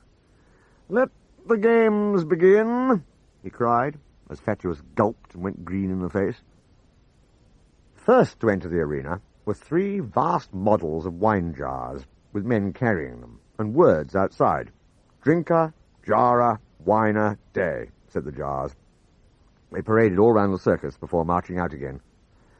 "I sometimes wonder," mused Caesar, "if the public really likes these commercial breaks." Maybe not. But they pay for the sand in the arena," said Caius Fatuus. "But we're coming to the real thing now, O Caesar. Just watch this. The chariot races are about to begin." Unfortunately, there was a slight emergency backstage. One of the circus's star drivers was in a bad way, green in the face, limp in the legs, and obviously quite unfit to race. "What's the matter with him? Why isn't he in his chariot?" demanded the race organizer. "He's ill," explained another charioteer. "He drank a jar of wine before coming."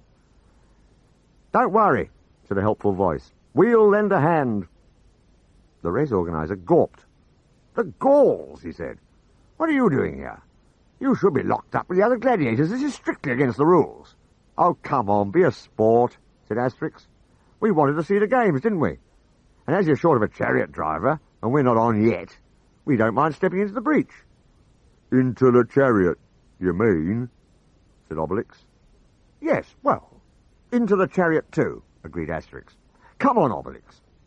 "I'll drive," he added, as they stepped into the elegant 4-horsepower racing chariot. "And you shove off anyone who comes too close, right?" "Right," said Obelix happily. "Ooh, what fun." Caesar did not agree, and Caius Fatuus went from green to a nasty shade of yellow when he saw the team of charioteers that now drove into the arena. "2 men in a 2-wheeler, said Caesar austerely, frowning. "That's against all the regulations. I don't much care for such flights of fancy, Caius Fatuus." But it was too late for the unhappy Fatuus to do anything now. Next moment the chariots were off, an awesome spectacle of speed and power. Round and round the arena they went, lap after lap, and team after team dropped out of the race until the field was narrowed down to Asterix and Obelix crammed into their own vehicle, and a huge hunk of a fur-clad barbarian in a chariot drawn by 4 bay horses just ahead of them. "If those 2 come near me, by Mercury, they'll get a taste of my whip," swore the barbarian grimly, looking back at the Gauls over his shoulder. They were pressing him close as they turned the bend of the arena, and saw a small man staggering under the weight of a huge slab, saying "last lap." But the driver in front was hogging both lanes. "He won't let us overtake," said Asterix indignantly. "You just leave him to me," said Obelix happily. "Go on ahead, Asterix. I'm going to have some fun."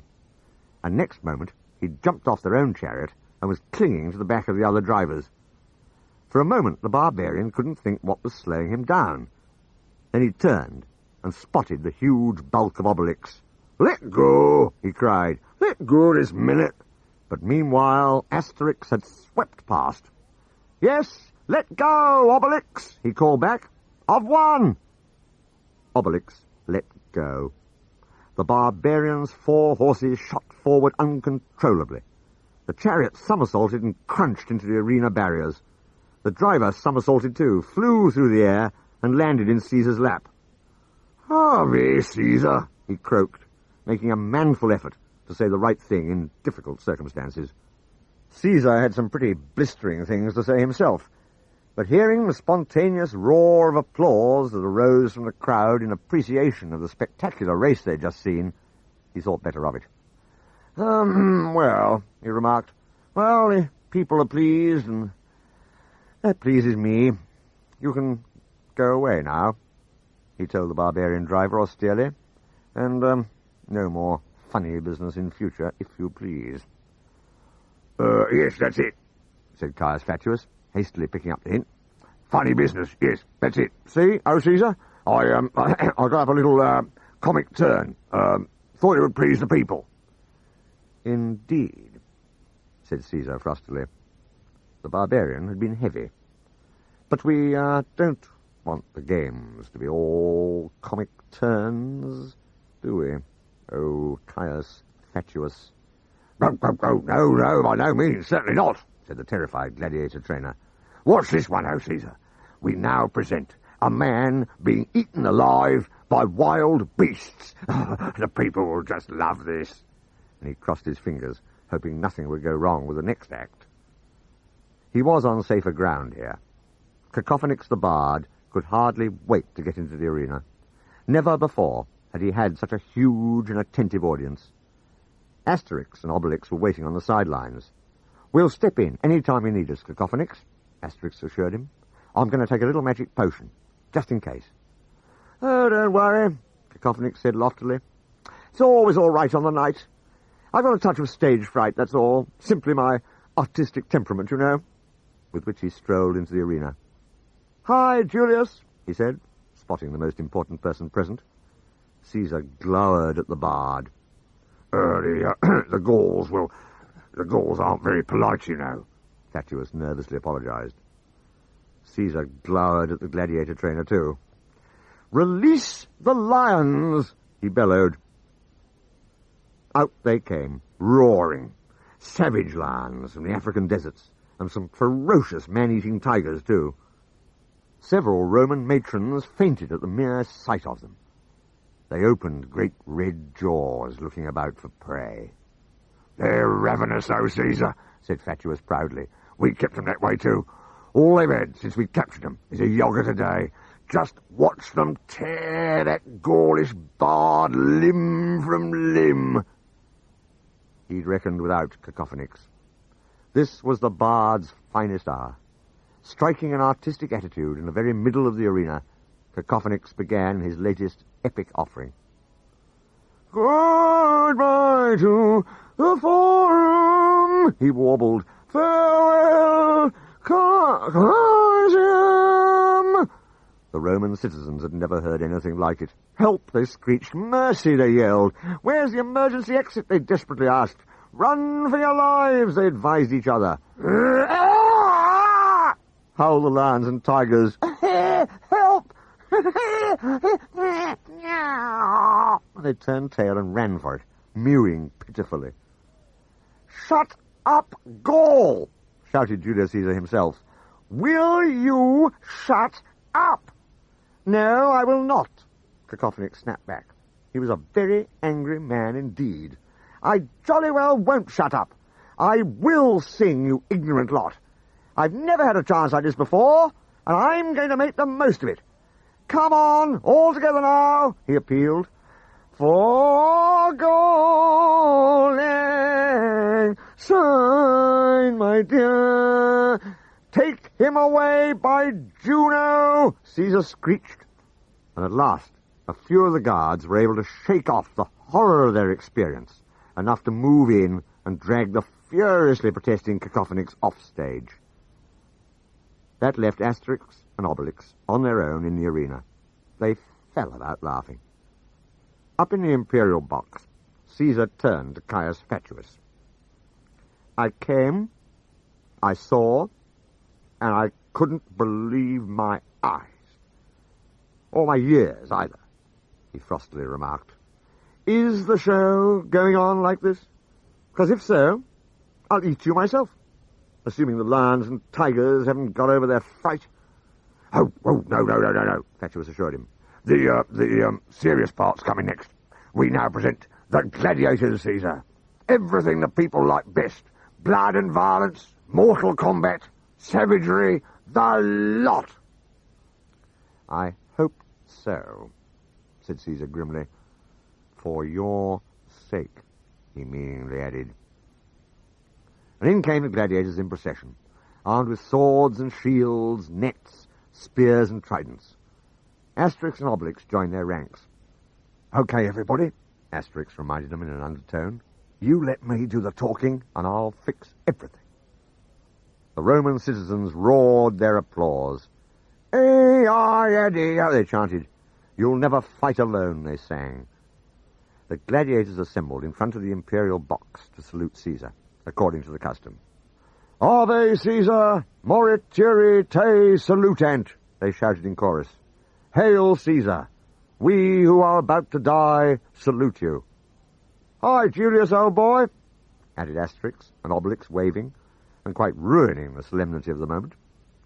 Caius Fatuus covered his eyes. Let the fighting begin before I lose my temper, said Caesar, between gritted teeth. Just a moment, said Asterix, stepping forward. There's a change in the programme, O Caesar. The gladiators now have a new game to show you and the citizens of Rome. We feel sure it will amuse you all. Throw your weapons down, he added, turning to the gladiators. A great pile of swords, spears, shields, and tridents was flung into the middle of the arena. That's a great start, I must say, snarled Caesar, looking more thunderous every minute. The gladiators sat down on the sand. Now then, Asterix told the vast audience, this is how we play the game. The gladiator in the middle here asked questions, and the others had to reply without using the words yes, no, black or white. If they do, they're out. You, Thracian, said the gladiator in the middle. What colour is snow? It's light, said the Thracian gladiator. You said white, the gladiator in the middle accused him. No, I did not, said the Thracian. I didn't say white. You did now, crowed the gladiator in the middle, jumping up and down with glee. You've lost, you're out, you're out. All the gladiators roared with laughter. The audience, who had come expecting to see blood and violence, was stunned into silence. Excuse me, said the Thracian, with dignity. I have the right to appeal to Caesar, same as usual in the arena. If it's thumbs up, then I'm still in. If it's thumbs down, naturally I accept Caesar's decision. And he marched over to the imperial box, hopefully jerking his own thumb up as a delicate hint to Caesar, who by now was jumping about with fury. Are you trying to make a fool of me, by Jupiter? He bellowed at the gladiators. The biggest circus in Rome, 250,000 spectators, Caesar himself among them, and you half-wits think you can sit there playing silly word games? Get fighting, he yelled. You want to see some fighting, Julius? Asked Asterix, stepping forward. You shall. Send in some of your best legionaries, and my friend Obelix will help me deal with them. But you just leave these other poor fellows alone. They never asked to come and be gladiators. We did. Ah, so now you two Gauls think you can make fun of me, do you? Said Caesar grimly. Very well. You asked for it. Send in a cohort of my crack troops, he ordered. The rest of you go and play outside, Asterix told the gladiators. But was I out or not? Asked the Thracian plaintively, as everyone but Asterix and Obelix left the arena. Caesar didn't say either way. The two Gauls got ready to welcome Caesar's legionaries. I'll just finish off the magic potion, said Asterix. Shall we do the helmet routine again? Asked Obelix. Do let's, oh, do let's. They waited for the Roman soldiers, and waited, and waited. Well, are they coming, or do we have to fetch them? Inquired Asterix, raring to go after draining the last few drops of potion. But just then the sound of footsteps was heard, and in came the legionaries, 2 by 2, marching along, left, right, an apparently endless stream of men, all armed to the teeth. Caesar had other ideas about that. "No weapons," he ordered, rubbing his hands gleefully. "I want to prolong the pleasure. I want to see you flatten these 2 Gauls with your bare hands." "I protest," said Asterix. "It won't be a fair fight if they're unarmed." Obelix, however, had already begun wading into the Romans. "You coming?" he asked, sending a couple more men flying into the air. And Asterix joined the fray. A whole row of legionaries reeled backwards with the force of the blow he struck the front man. The arena rang to the clash of armour as Romans sailed through the air and fell to the ground, and Obelix busily collected their helmets. Soon he had so many that he had to stack them up in a corner and go back for more, whistling a happy little tune, which gave Cacophonix the bard an idea. He didn't see why he should miss the fun. Striding into the midst of the chaotic scene himself, he informed his friends, "I will now give you a song to inspire you with courage." "Oh, no, you don't," yelled Asterix, taking a moment off from the Romans to knock Cacophonix unconscious, too. Perhaps the audience realized just what they'd been spared. Perhaps they liked the sight of so many Roman legionaries getting thumped. It made a change from the usual circus routine. This was more spectacular than gladiators and wild beasts any day. As the last few Roman soldiers slumped to the ground, they began to clap. They began to shout and cheer. "Ave! Long live the Gauls! Encore! Encore!" By Jupiter, thought Caesar, the people seem to like it. And I need to keep the people happy. These games are a success after all, though no thanks to that fatuous fellow Fatuous. "Gauls," he proclaimed, rising to his feet, "you are brave men, and I should know. I declare you the winners, and as you have succeeded in entertaining my people, I will give you anything you ask. Such is the generosity of Caesar." Just as he had calculated, the citizens liked this too. "Long live Caesar," they shouted. "Ave Caesar! That's what I call a circus, that is." "Wake up, Cacophonix," said Asterix, shaking the bard to bring him round. "We've rescued you." "Look at my helmets, Asterix," said Obelix proudly, pointing to the great heap of hardware in the corner. "I won.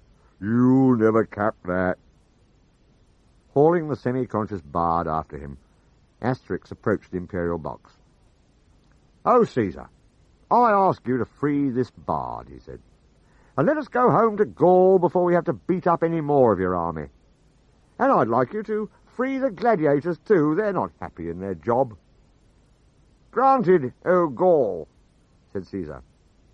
"What?" said Brutus, waking up. "Is the show over?" "You really missed something," Caius Fatuus told him. "Not a bad program, eh?" he said to Caesar, trying to take the credit. Caesar scowled at him. "And I have one last favour to ask, Julius," added Asterix. "Lend us Caius Fatuus, the gladiator trainer, for our journey home to Gaul. We'll send him back by return." "You can have him, and welcome," said Caesar, giving the spluttering trainer a nasty look. What are you going to do with me?" asked Fatuus, as Asterix marched him out of the arena. They were followed by Obelix and all the happy gladiators, who were waving to the cheering crowd and shouting, "Long live Caesar!" "Long live Caesar!" echoed the crowd. "Long live the gladiators! Long live the Gauls!" "What happened to me?" asked Cacophonix, coming round at last. "Exactly what'll happen again if you dare sing a note before we get back to Gaul," said Asterix grimly. "Me sing?" said Cacophonix. "No fear. I'm not singing for any more Roman barbarians. They don't appreciate me." Economic Crisis, the Phoenician merchant, was just getting his galley ready to put out to sea when he saw a little party come down to the quayside. "My old friends, the Gauls!" he exclaimed. "Hi, Economic Crisis," said Asterix. "Will you keep your promise and take us back to Gaul?" "Of course, come aboard," said the merchant jovially. "Business here was very good. I've sold all my cargo, and now I must stock up again. Who's this?" he added, seeing Caius Fatuus.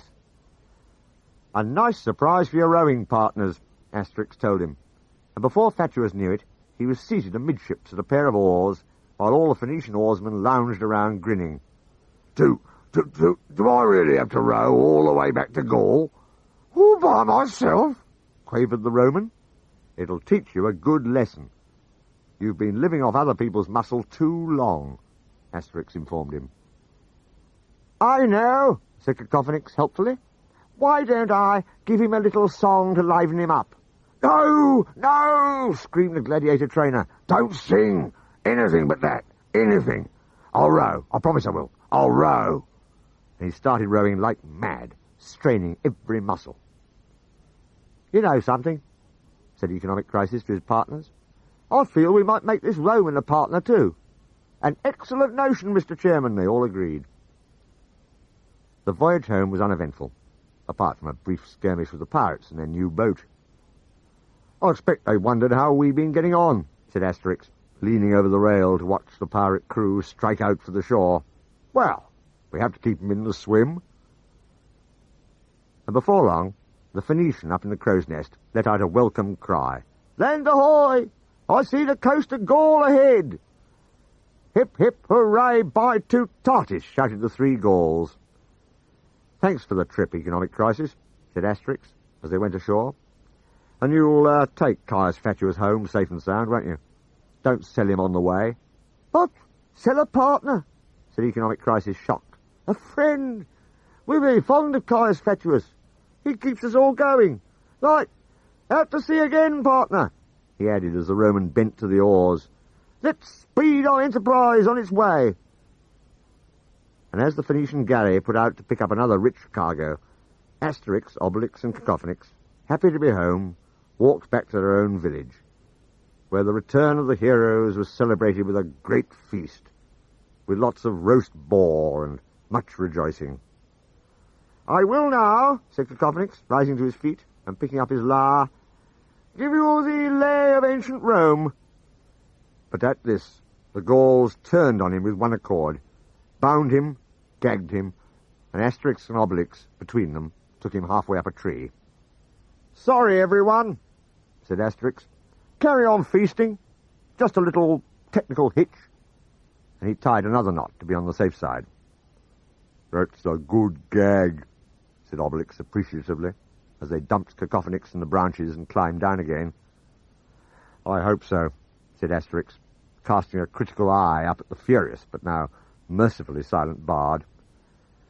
There are some things, he thoughtfully added, that even a warrior who's been to Rome and spoken man-to-man with Julius Caesar, not to mention a cohort of legionaries and a dozen or so wild beasts, ought not to be asked to bear.